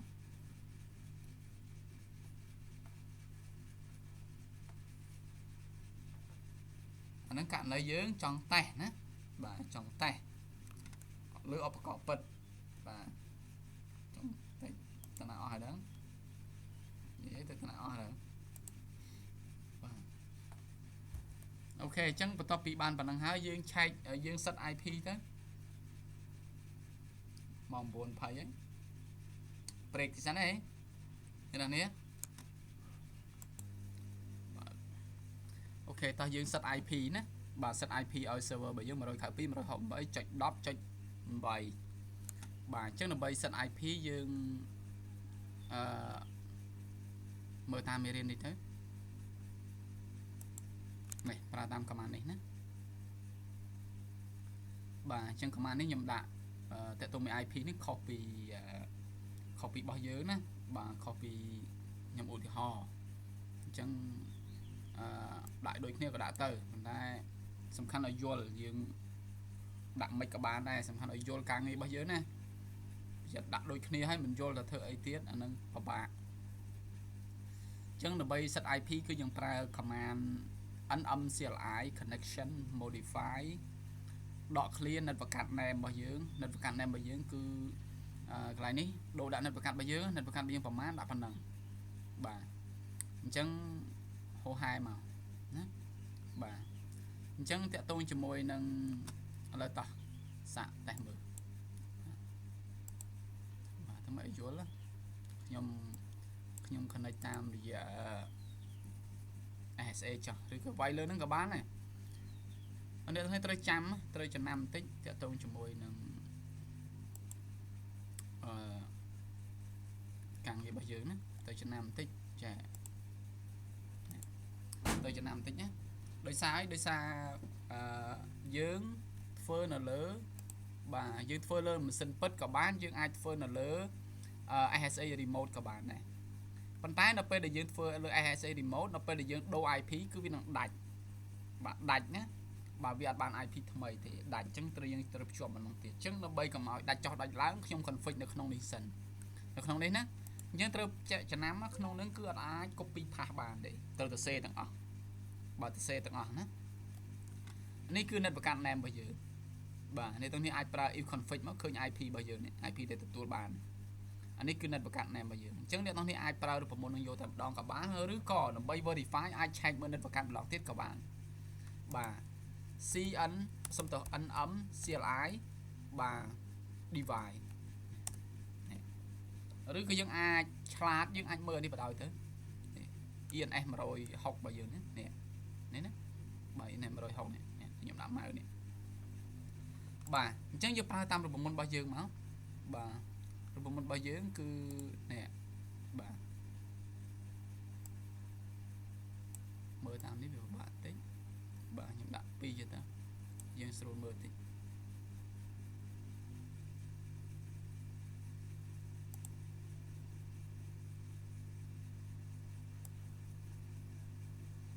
នេះចេះទៅណាបើយើងស្រួលមើលតិចណាបាទនេះបាយតាម command នេះមក CNM CLI ណាបាទ NM CLI connection modify បាទបាយតាមនឹងណា NM CLI ដក click មក connection បាយតែពាក្យ con មក tape មកណាបាទ modi នេះ modify ណាnet ប្រកាន់ name របស់យើង ENS 160បាទ160របស់យើងហ្នឹង ENS 160ណាបាទបន្តមកទៀតយើងវាយបាទ IPv4 address ណា address ឲ្យ tape មកណាដាក់ IP របស់យើងមក 192.168.10.8/24 នេះឃើញអត់អញ្ចឹងយើងវាយបែបហ្នឹងមកណាបាទអញ្ចឹងកន្លែងនេះបើមានអត់យល់អីសួរណាបាទ NMCLI ជា command connection modify គឺជាកន្លែងសម្រាប់កែប្រែ IP address របស់យើងមានហើយយើងចង់កែប្រែបាទ modify ទៅលើ ENS 160ទៅលើ net បង្កើត ENS 160របស់យើងបាទដាក់ IP class C ឬក៏ IPv4 class C បាទ IP គឺ 192.168.10.8/24 បាទ enter បាទបន្តមកទៀតយើងត្រូវដាក់ gateway ឲ្យវាបាទ gateway ណាបាទ gateway របស់យើងប្រមាណ gateway របស់យើងដែលយើងបានកែប្រែអ្នកទាំងនេះអាចឆែកមើលណាបើស្អត់ច្បាស់ទេឆែកមើលយើងប្រើជាមួយ router maintain gateway របស់យើងគឺ IP របស់ router ប៉ុន្តែនៅពេលដែលយើងប្រើជាមួយនឹង VMware អ្នកទាំងនេះត្រូវឆែកមើលលើនេះបាទ Visual Network Editor ហើយនឹងចុចលើchange setting បាទ change setting មកបាទ change setting បើមាន IP បើសិនមាន password ក៏ដាក់ password មកបើអត់មានអត់ទៅចុចទៅលើ net បង្កើតរបស់យើងចុចទៅលើ NAT នេះកន្លែង gateway នេះ 192.168.10.1 នេះឆែកមើល gateway ណាវាអត់ចេះឆែកបាទនេះ gateway IP gateway បាទបន្ទាប់មកទៀតយើងត្រូវទៅបំពេញទៅបាទបំពេញកន្លែង gateway របស់យើងមកបាទនេះ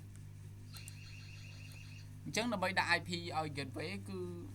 ដូចគ្នាទេកែកន្លែង IP ដាក់ IPv4.gateway មកដាក់ gateway មកបានខ្ញុំចុចសញ្ញាឡើងលើកន្លែងនេះខ្ញុំដាក់ដូរទៅលេខ1កន្លែងនេះខ្ញុំដូរទៅជាបាទ gateway វាយអក្សរ G មក tape អូខេវាយអក្សរ G ឲ្យ tape មកបានហើយបាទ NMCLI connection modify ENS បាទ ENS នេះគឺ net បង្កើតរបស់យើងបាទដាក់ IP gateway ឲ្យវា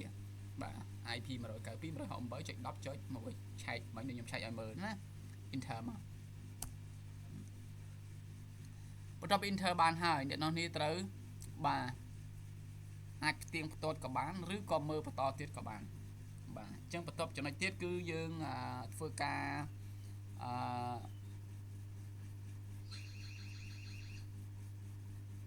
អានេះដូចថាយើងអត់មាន DNS ណាបាទ set DNS អញ្ចឹងអា DNS ហ្នឹងគឺ IP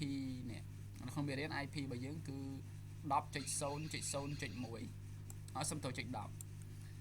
ខ្ញុំអត់បានធ្វើទេ DNS កន្លែងនេះបាទប៉ុន្តែអ្នកទាំងនេះត្រូវយល់ថាហេតុអីបានជាយើងត្រូវដាក់ IP DNS មួយទៀត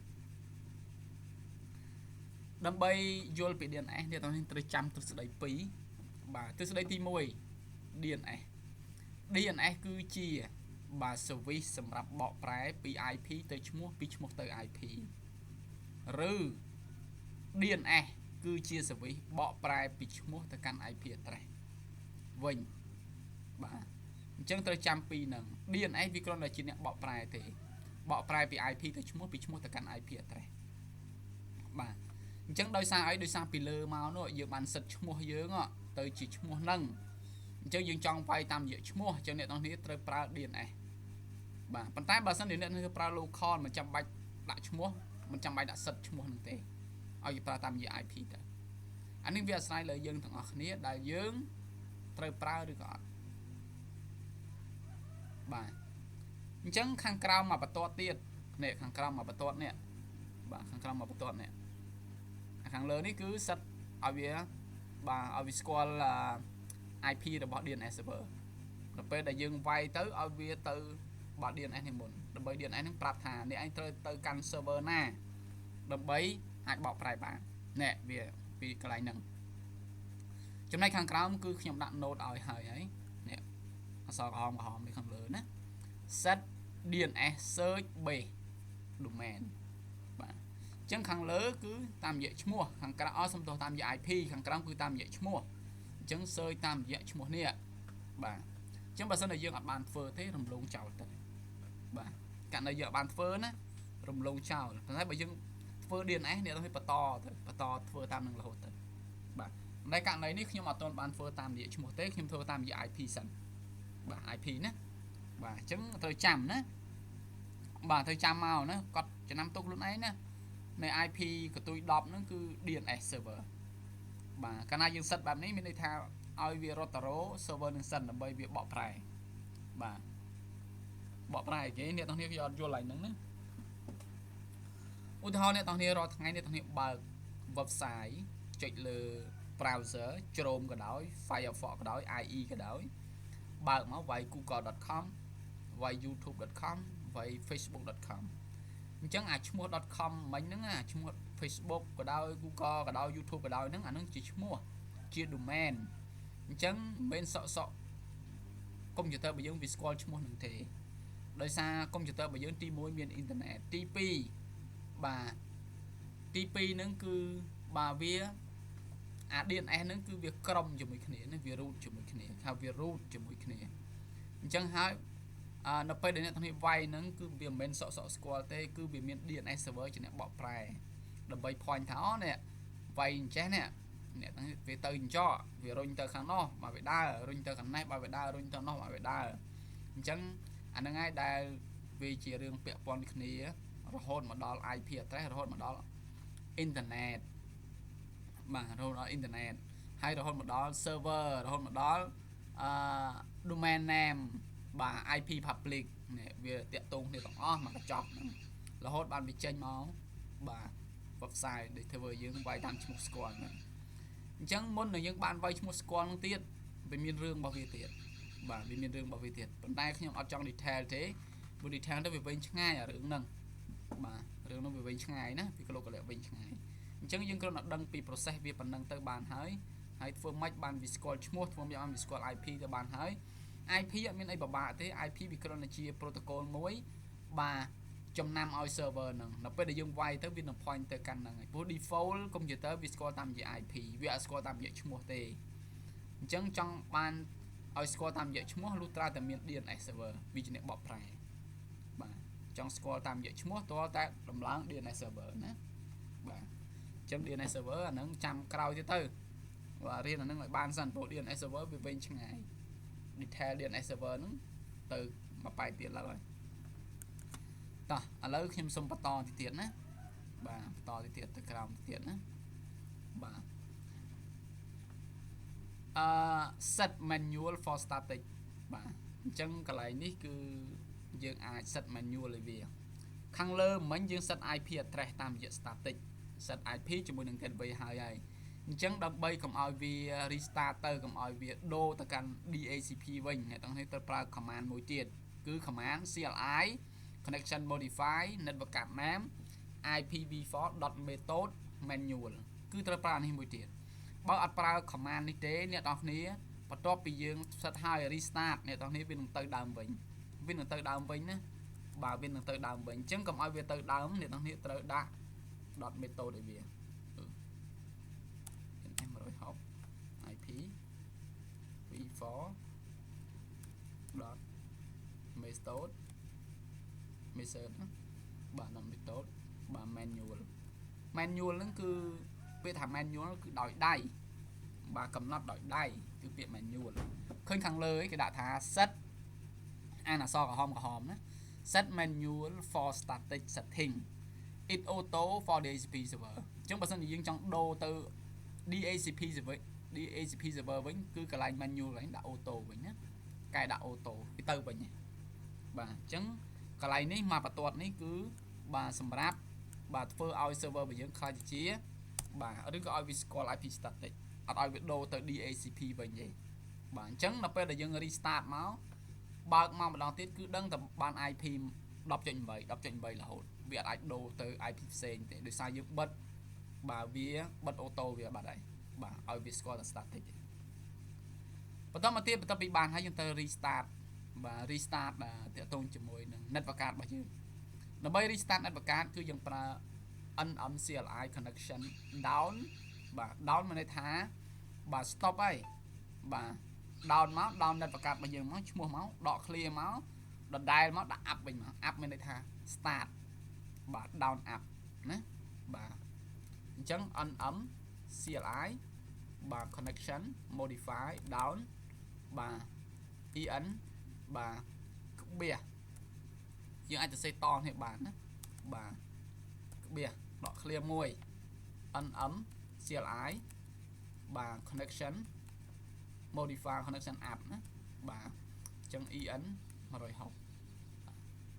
នេះថាបាទ successful យើងអាចប្រើ if config មកក៏បានដែរ if config ដើម្បីមើល IP ឃើញបាន IP 100បាន IP 8នេះបាន IP តាមអ្វីដែលយើងបានសិតឃើញអត់បាទ192បាត់មកដាក់មកចូលដល់បាត់មកនេះបាន IP ណាឃើញ IP អត់បន្ទាប់ពី NS 160នៅបន្ទាត់ខាងក្រោមបន្ទាត់ទី2ហ្នឹងឃើញIP 192 168.10.8 នេះតាមអ្វីដែលយើងបានសិតគឺវាចេញមកអញ្ចឹងណាបាទអញ្ចឹងឬក៏យើងអាចឆែកមើលទាំងអស់នេះក៏បានដែរនេះតាមរយៈ comment នេះអានេះគឺឆែកឃើញទាំង gateway ឃើញទាំង DNS ដែលយើងបានសិតបាទឆែកតាមហ្នឹងទៅបាទតោះសាកមើលបាទអញ្ចឹងខ្ញុំ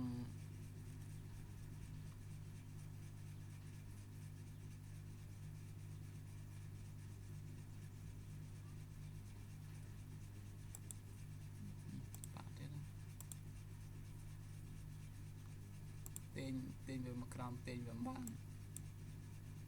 តើប្រើ scroll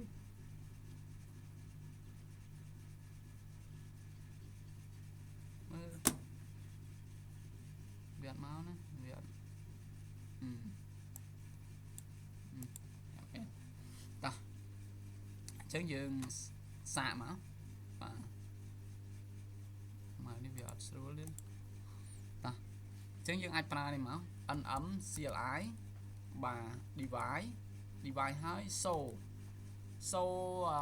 so all ក៏បានឬបើយើងស្គាល់តែមួយដាក់តែមួយមកក៏បានណា ENS បាទ160ចឹងក៏បានអូខេអញ្ចឹងអ្វីដែលយើងសិតគឺវាមកទាំងអស់វាមាន IP វាមាន gateway វាមានយើងអាចបានសិតតាក់ទងជាមួយនឹង DNS ណា DNS អ្នកនឹងដាក់ 8.8 ក៏បានដែរអា DNS ដែលយើងប្រើទូទៅណា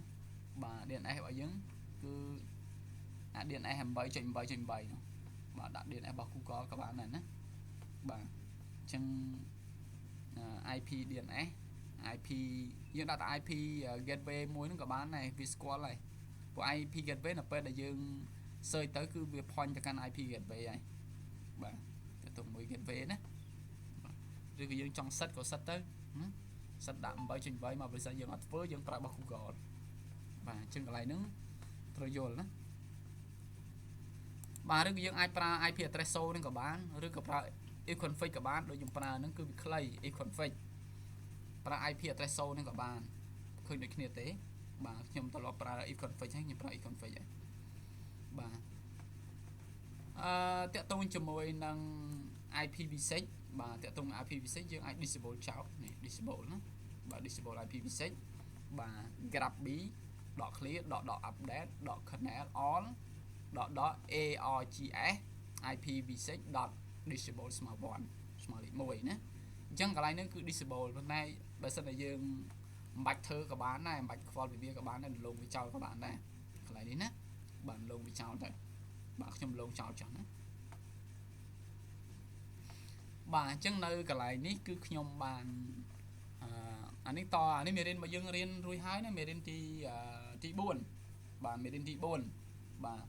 មេរៀនទី4របស់យើងហ្នឹងគឺបើនៅក្នុងមេរៀនហៅថាមេរៀនទី4មិនដែរបើ slide គឺ slide លេខ5 slide ទី5គឺព្រោះមេរៀនទី1ខ្ញុំដាក់លេខ0ណាបាទអញ្ចឹងបើ slide ទី5អញ្ចឹងមើល slide ទី5ទៅមេរៀន sudo ណាកន្លែងនេះគឺខ្ញុំបង្កើត user fedora មួយហើយខ្ញុំផ្ដល់សិទ្ធិ user fedora នឹងឲ្យមានសិទ្ធិប្រើប្រាស់ command ទាំងអស់ណា command ទាំងអស់របស់ root បាទមានន័យថាយើងលេងប្រើ root យល់អត់យើងលេងប្រើ root ណាបាទកាលណាយើងលេងប្រើ root គឺយើងអាចផ្ដល់សិទ្ធិតាមរយៈចឹងបាទពីព្រោះអី root នៅពេលដែលយើងប្រើលក្ខខណ្ឌចេញទៅក្រៅអ្នកនរនេះមិនគួរប្រើទេដោយសារវាអាចគេ hack អីចឹងទៅ hack root បាន hack ទាំងអស់បាន hack root បានគឺ hack everything ណាបាទអញ្ចឹងហើយបាទយើងមិនគួរប្រើ root ទេអញ្ចឹងអ្នកនរនេះអាចបង្កើត user នេះមួយទៅឬក៏យើងអាចឆែកមើលក្នុង system របស់យើងមាន user fedora អត់ឬក៏មាន user ផ្សេងដែលយើងគិតថាអាចផ្ដល់សិទ្ធិឲ្យបានយើងប្រើឲ្យ user ហ្នឹងទៅក៏បានដែរបាទសាច់លើយើងទេកន្លែងហ្នឹងអញ្ចឹងឥឡូវខ្ញុំសាកធ្វើតាមគេទៅផ្ដល់បង្កើត user fedora មួយបានប៉ុណ្ណឹងយើងអាច remote បានហើយអ្នកនរ remote បានណាបាទនេះ remote បានហើយចុចញ៉ាំឡើងលើមកដូរ IP មកណាចុចញ៉ាំឡើងលើណាដូរ IP កន្លែងដាក់ 10.8 មិញ 10.8 10.8 ណា Intel មក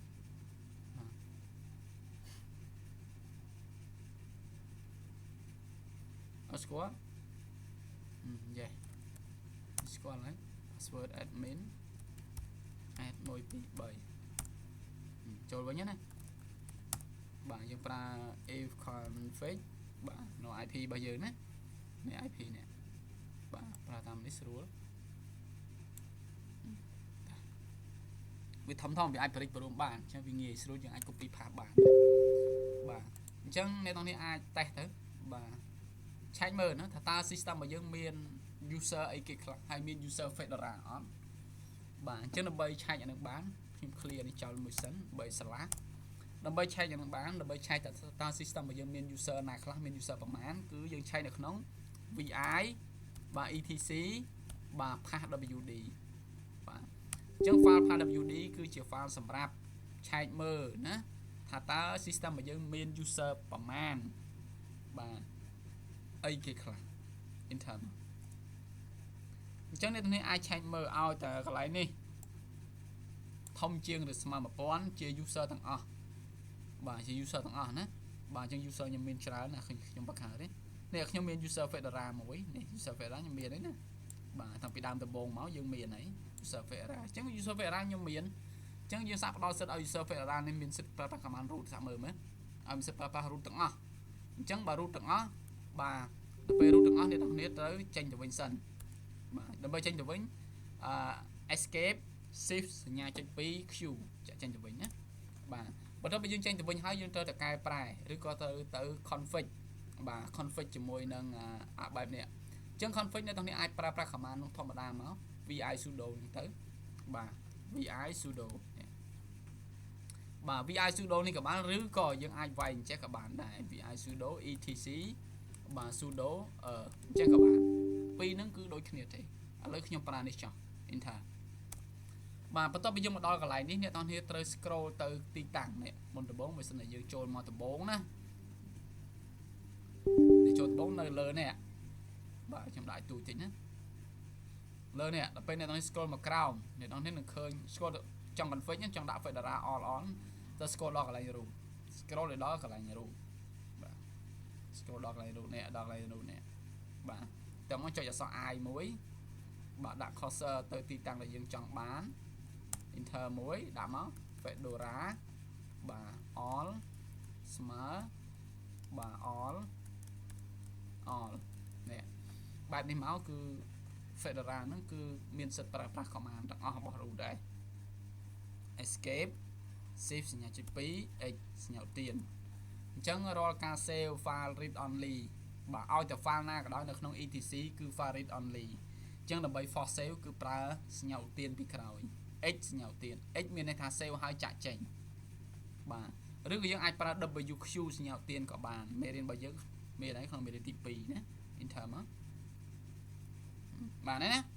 បាទអញ្ចឹងបន្ទាប់ពីបានបែបនេះហើយអ្នកនរគ្នាអាចប្រើប្រាស់បានហើយបាទអាចប្រើប្រាស់បានប៉ុន្តែ command ខាងក្រោមខ្ញុំអត់បានប្រើណាខ្ញុំខ្ជិលប្រើដោយសារវាអត់មានអីពាក់ព័ន្ធទេបាទខ្ញុំអត់ប្រើទេខ្ញុំខ្ជិលប្រើបាទអញ្ចឹងយើងមើលកន្លែងនេះបាទអាលីយ៉ាអានេះគឺនៅក្នុងមេរៀនមានអស់មានក្នុងមេរៀនមានទាំងអស់នៅក្នុងនេះក្នុងមេរៀនក្នុងនេះមេរៀនក្នុងមេរៀនរបស់យើងមានទាំងអស់ណាបាទអញ្ចឹង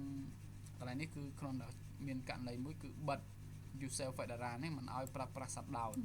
បិទអត់ឲ្យប្រើប្រាស់ shutdown ណានេះយើងត្រូវបង្កើត alias shutdown មួយនេះ alias name បាទ alias name ក្នុង alias name នេះមាន command នេះ command shutdown ជាច្រើនបាទបង្កើតនៅក្នុង line 49បាទអញ្ចឹងមើលក្នុងនេះណា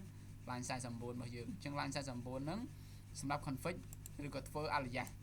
ក្នុង file sudo មិញហ្នឹងបាទ scroll ទៅ line ទី49ហ្នឹងដល់ពេល scroll ទៅឃើញលេខខាងក្រោមទៅនេះណាលេខកន្លែងនេះបាទអ្នកទាំងមើលលេខហ្នឹងទៅឃើញ line 49ហើយ config តាមហ្នឹងណា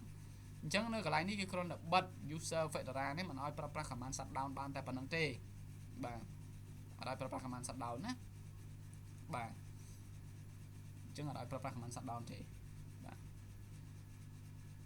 នៅកន្លែងនេះបាទនៅកន្លែងនេះគឺគេបង្កើតគ្រប់មួយនេះគ្រប់បាទគ្រប់ហ្នឹងគឺគ្រប់បាទ user mgr បាទ user mgr បាទឬក៏ពាក្យពេញហៅ user manager ណា user manager ហ្នឹងគឺផ្ដល់សិទ្ធិឲ្យប្រើប្រាស់ command បានបាទមានដូចជា user add មានដូចជា user del មានដូចជា user mode មានដូចជា passwd អញ្ចឹងអានេះគឺជាalias នេះ alias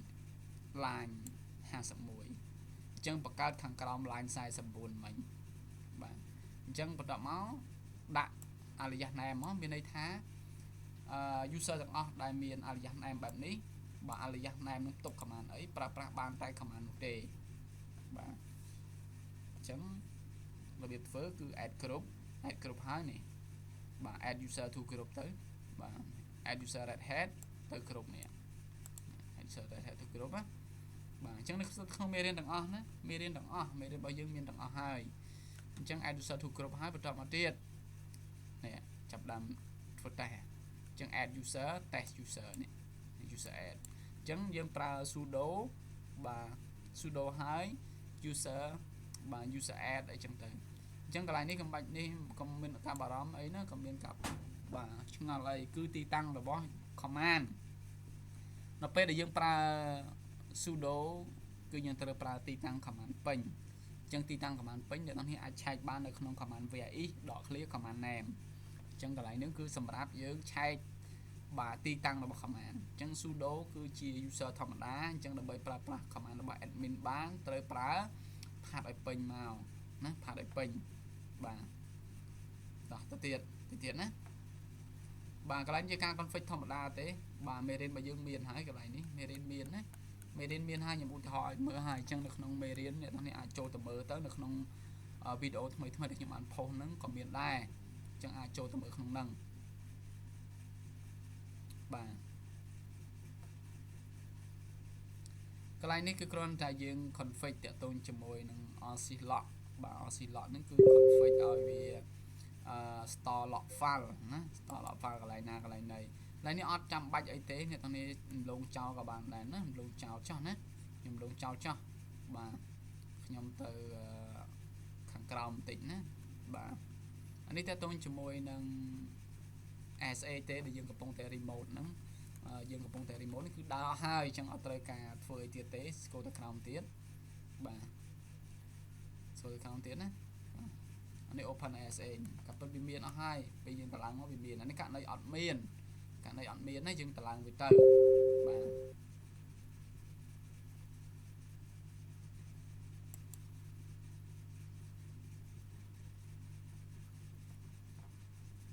bạn đi cạn đây ọt miền nó cạn đây dương remote tam diện nè remote tam diện domain anh ấy dương remote tam diện để dương cặp bông pra nó dương remote tam diện IP chứ bởi IP miền này tiếng pra không lèn và nó bị dương pra được kháng cáiคือtờ pra domain name pra domain name đó nè mà như pra domain name thế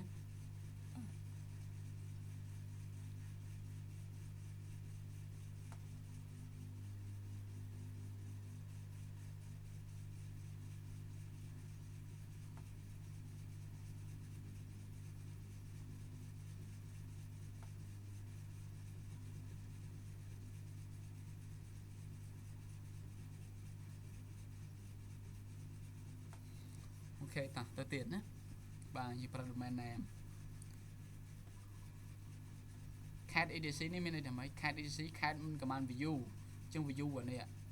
bà trong vay này mình ấy chơi chung đấy nè bà trong đập bây giờ vay cat edc part of view đi giống cat command view trong view file này ai bà này thằng cloud này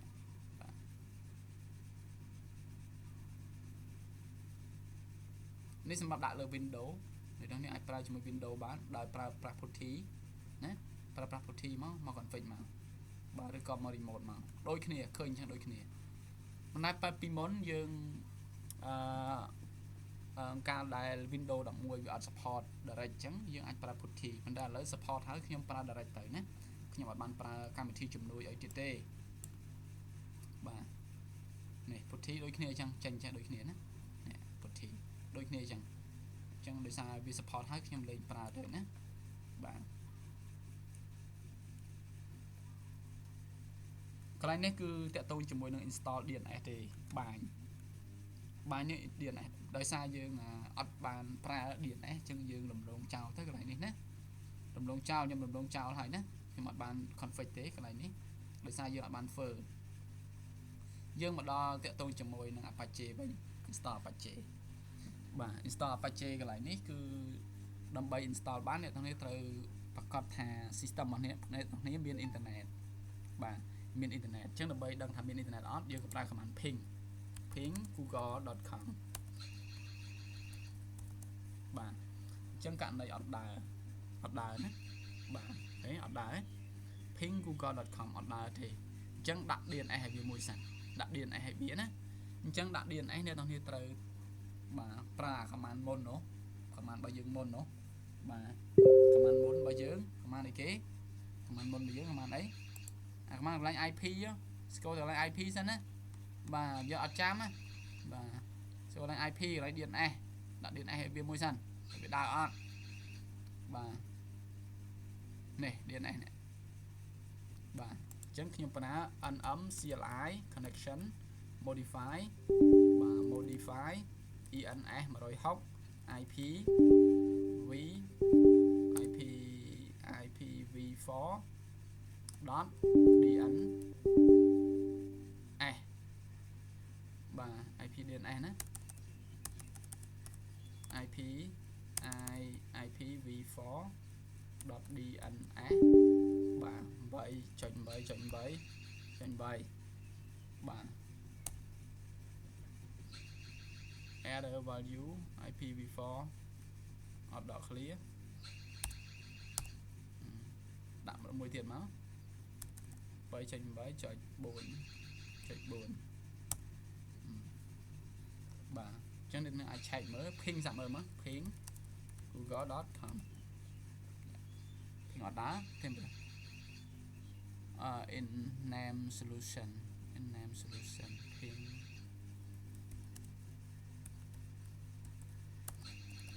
អានេះចាំទេ ដោយសារវាអត់ស្គាល់ឈ្មោះវាអត់ស្គាល់ឈ្មោះទេវាអត់ស្គាល់ឈ្មោះអញ្ចឹងបើវាអត់ស្គាល់ឈ្មោះយើងត្រូវធ្វើម៉េចយើងពឹងលើ router ping router សាក់មើលណា ping 192.168.1.10 នេះ router របស់យើងណា router របស់យើង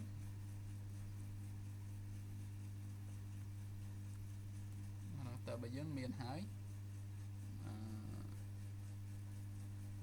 CN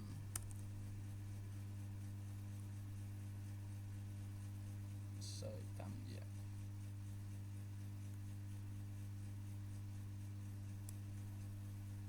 ពេលទី1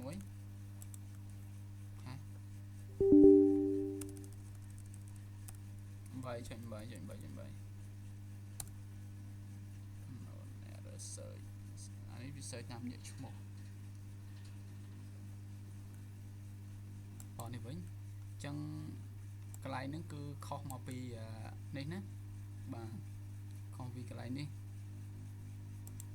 បាទចូលមកមើលនៅប្រកាសរបស់យើងណាបាទចូលមកមើលមកនេះនៅប្រកាសរបស់យើងប្រយ័ត្នជាប់កន្លែងនេះណា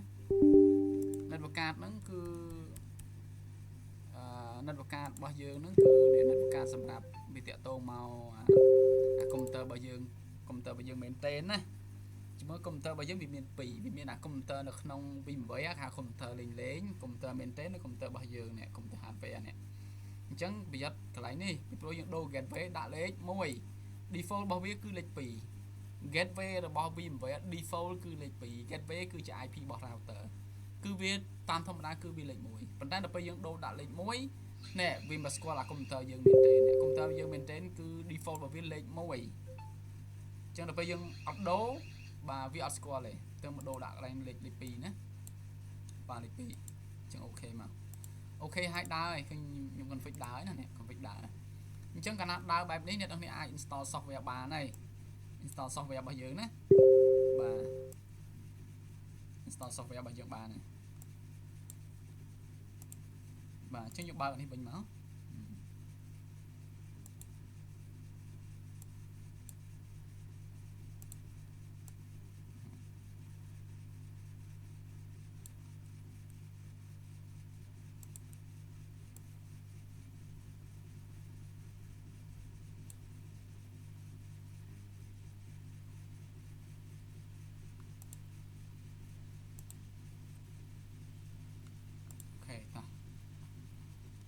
មកដល់កន្លែងមុនបន្តិចណា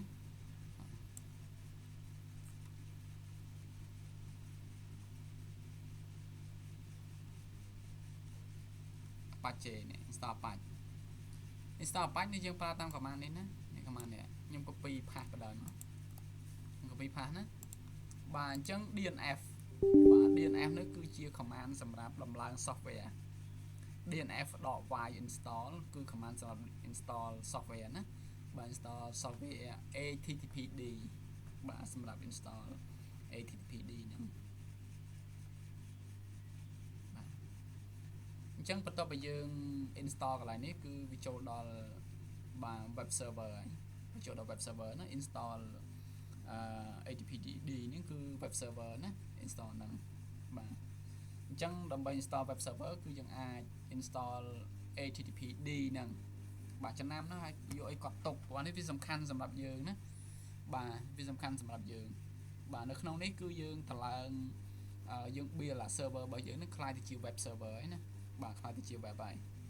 បាទអញ្ចឹងមើលមួយហើយកត់ត្រាទុកខ្លាយនេះគឺបាទសំខាន់ទៅហើយណាបាទកត់ត្រាទុកបាទអញ្ចឹងខ្ញុំ install ខ្ញុំ enter បាទពេល enter វាចាប់ដើមទៅហើយខ្ញុំបើកធំណាដើម្បីយើងស្រួលមើលខ្ញុំប្រឹងបានហើយទៅហើយបាទ running វាចាប់ដើម install software ចូលទៅក្នុងហើយបាទបាទអញ្ចឹងមុននឹងវាទៅឡើងគឺវាមើលឲ្យវា update software ចាស់នេះ complete ដែរបាទ complete ដែរណាបាទ complete បន្ទាប់ពី complete ហើយគឺយើងអាចបើក website ចេញណាហ្នឹងបាទនេះទាំងនេះអាចបើក website ចេញបើ website ចេញណានេះបាទអញ្ចឹង នេះមកកែកន្លែងនេះមួយចំនួនខ្ញុំបើក default វាសិនណាបើខ្ញុំអត់ប្រើឈ្មោះទេណាយើងប្រើជាមួយនឹង IP អញ្ចឹងបើកនេះមួយណាបើកហើយបើក tab មួយមកបាទវាយ IP នឹងចូលមក IP របស់យើងហ្នឹង 192.168.10.8 IP server ណាបាទខ្ញុំមើលវាដើរអត់បើវាអត់ដើរត្រូវ config port ឲ្យវាបន្តិចបាទ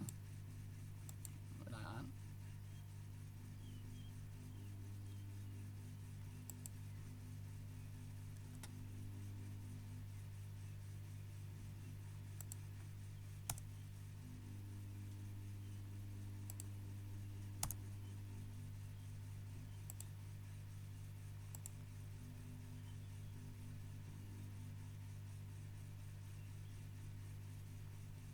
ជួយខ្ញុំដូរដាក់ port 9 កុដ9 កុដ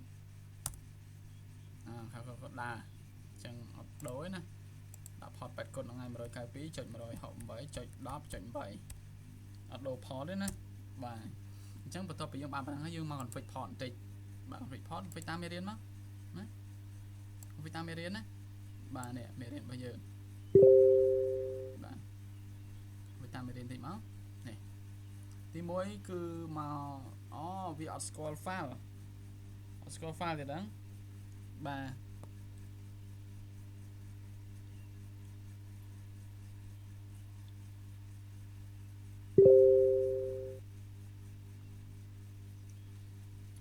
command move ណា command move នេះគឺ command copy ណាបើ move ពីទីតាំងមួយទៅទីតាំងមួយណាបើយើង move command move នេះ move នេះគឺ file original ណា move វា move ដាក់ទីតាំងដែលក៏បានឬទីតាំងផ្សេងក៏បានបាទនេះជា move ដាក់នៅក្នុងទីតាំងនេះបាទ move ដូរ file welcome.com នេះទៅជា welcome.com.org move ណា command move move ទុកក៏បានឬក៏មិន move ក៏បានសាច់យើងទេបាទអត់បញ្ហាទេបាទតែយល់ល្អអាច backup ឬក៏ file នេះគេហៅថា file backup ទុកបាទ backup ទុកណាបាទយើងមិន back up ក៏អត់ទៅណាអត់បញ្ហាទេណាមិន back up ក៏អត់ទៅសាច់យើងទេបាទប៉ុន្តែទីតាំង etc បាទ httpd បាទ .com welcome អីហ្នឹងគឺជាទីតាំងរបស់ website របស់យើងណាបាទយើងទៅលាក់ website ចូលហ្នឹងបាទអញ្ចឹងអានេះគឺជា file config បាទ config httpd name បាទអញ្ចឹងឬក៏ IP អីចឹងទៅបាទអញ្ចឹងនៅកន្លែងនេះយើងប្រើជាមួយ IP យើងដាក់ IP ណាបាទឥឡូវយើងមក config default វាមួយសិនអាកន្លែងនេះកុំតន់គិតឬក៏ធ្វើតាម comment ក៏បានដែរបាទចាំខ្ញុំបញ្យល់ពេលក្រោយណាបាទ MV មួយសិនណា MV ដូចគេមក etc បាទ httpd បាទសរសេរឲ្យ tab មក con tab ណា con d ណា tab បាទ welcome បាទអូខេបាទទៅទីតាំង etc http បាទ con.d បាទ welcome.original អូខេបាទអញ្ចឹងយើង move ទៅដាក់ក្នុងឈ្មោះវា original បន្ទាប់មកយើងមក config file នេះបាទ config ក្នុងទីតាំងនេះបាទខ្ញុំដាក់ឲ្យធំតិចបាទដើម្បីយើងស្រួលមើលណា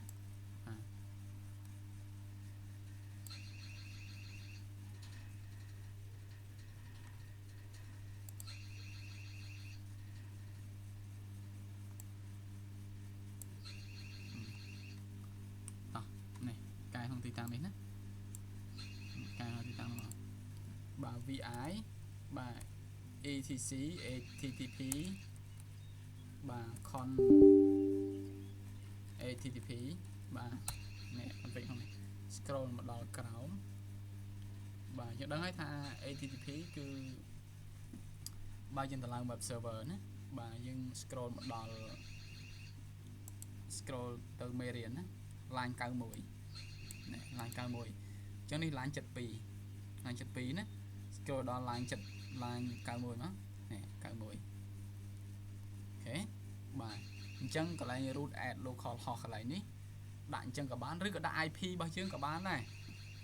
បាទដាក់ IP មកបាទ 192.168.10.8 អា local host នេះយើង access តាម local host ក៏បានដែរណាតែឥឡូវខ្ញុំដាក់តាម IP ចុះណាបាទអញ្ចឹង line ទី 100 បាទអញ្ចឹង line ទី 100 របស់យើងហ្នឹងគឺយើង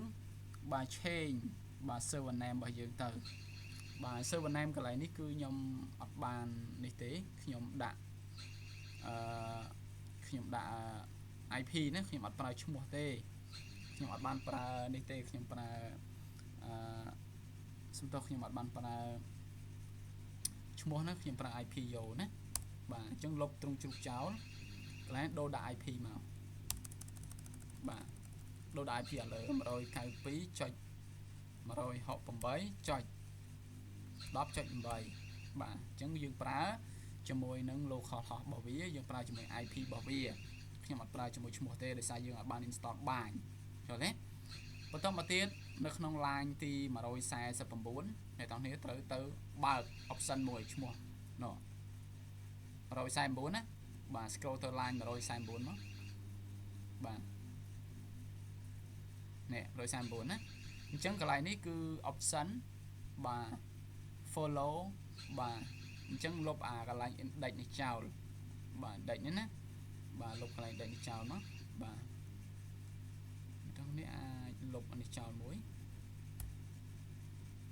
បាទ cc yy p បាទខ្ញុំលុបអានេះចោលមួយណាជាស្អាតខ្ញុំ copy អាលើមកបន្ទាត់ណាបាទអញ្ចឹងខ្ញុំលុប index នេះចោលបាទអញ្ចឹង line របស់យើងនៅតែ149នៅដែរទេបាទអញ្ចឹងធ្វើម៉េចក៏ដោយទុក original គេរបស់គេមួយកុំឲ្យបាត់ original ណាបាទថ្ងៃក្រោយអីយើងត្រូវការប្រើមកវិញអញ្ចឹងបន្ទាប់ពីកែបានហើយ option ណា follow បាទ sys link បាទ scroll ទៅក្រោមទៀតមើល line ទី156 line 156នេះបាទ line 156ណា line 156នោះគឺ allow override all បាទអញ្ចឹង allow override all មានណាំនេះកន្លែងនេះដាក់ all មក all ណាបាទ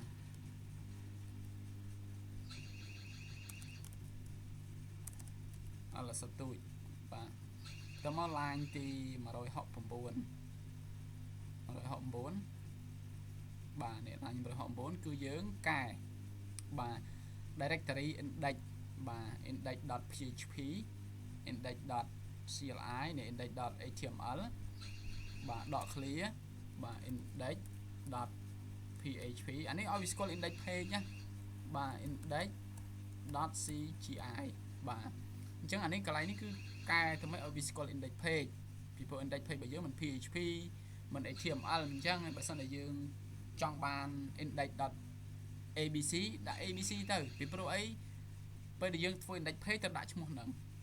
បាទយើងបង្កើត website មិនមាន index page.html index page. បាទ php index page.cli មិនអញ្ចឹងបើយើងចង់ឲ្យវាស្គាល់ index page របស់យើងឈ្មោះអីដាក់ឈ្មោះហ្នឹងទៅប៉ុន្តែ index page របស់យើងក៏ត្រូវកែដាក់ឈ្មោះឲ្យត្រូវនៅតាមហ្នឹងដែរបាទនឹងទាក់ទងមួយ index page នៅខាងក្រោមនោះ line ខាងក្រោមគេបាទ line ខាងក្រោមគេស្គាល់ទាំងក្រោមអបាទ server token prod ដាក់ហ្នឹងមកវិញ server token prod អត់មាន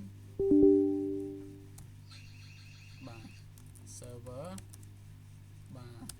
token s prod នេះ escape shift សញ្ញាទី2 x សញ្ញាទៀនបាទ save ហើយអ្នកនរគ្នាត្រូវបាទត្រូវ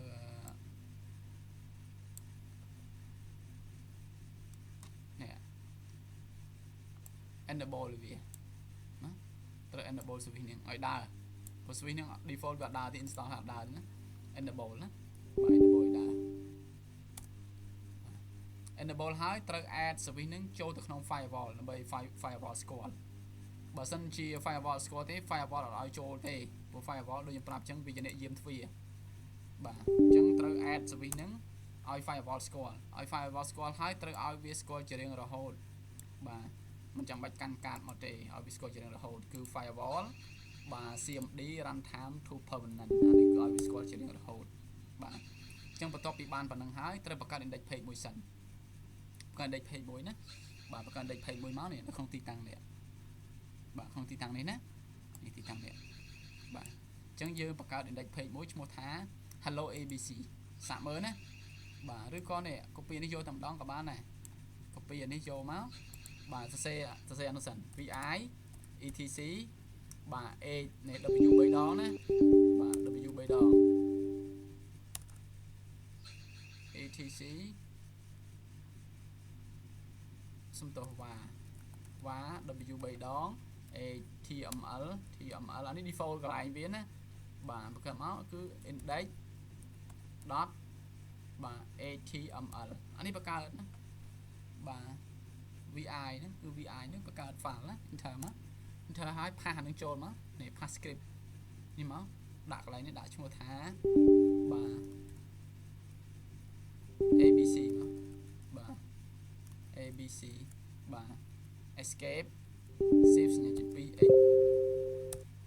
បាទតមកទៀតអ្នកទាំងនេះអាចតេស្តទៅឃើញតេស្តមើលតេស្តណាតេស្តជាមួយ page របស់យើង page ណានេះ page នេះ page តេស្តមុនណាដែលយើងតែអត់ឃើញនេះ refresh មកមកតាម refresh ចេញមកបាទ abc ឃើញអត់បាទនេះដំណើរការនេះចាប់ដើមដំណើរការទៅបន្តិចៗណា abc អូខេអញ្ចឹងអ្នកទាំងនេះអាច design website មួយស្អាតមក design ខ្លួនឯង design មិន design ទៅបាទអញ្ចឹង design ហើយចាំដាក់ចូលទៅក្នុងនោះអញ្ចឹងខ្ញុំនឹងមាន website sample មួយដាក់ឲ្យអ្នកទាំងនេះមើលហើយដាក់ហើយយើងធ្វើការ test ទាំងអស់គ្នាថាតើនៅពេលដែលដាក់ទៅវាចេញយ៉ាងម៉េចឲ្យយ៉ាងម៉េចបាទអញ្ចឹងយើងចាំមើលណាបាទអញ្ចឹងតាក់ទងជាមួយនឹងវីដេអូនេះគឺច្រើនដែរបាទគឺ1ម៉ោង40ជាងហើយចូល7 2ម៉ោងហើយណាបាទ7 2ម៉ោងអញ្ចឹងខ្ញុំ slash កន្លែងនេះសិនណាslash សិន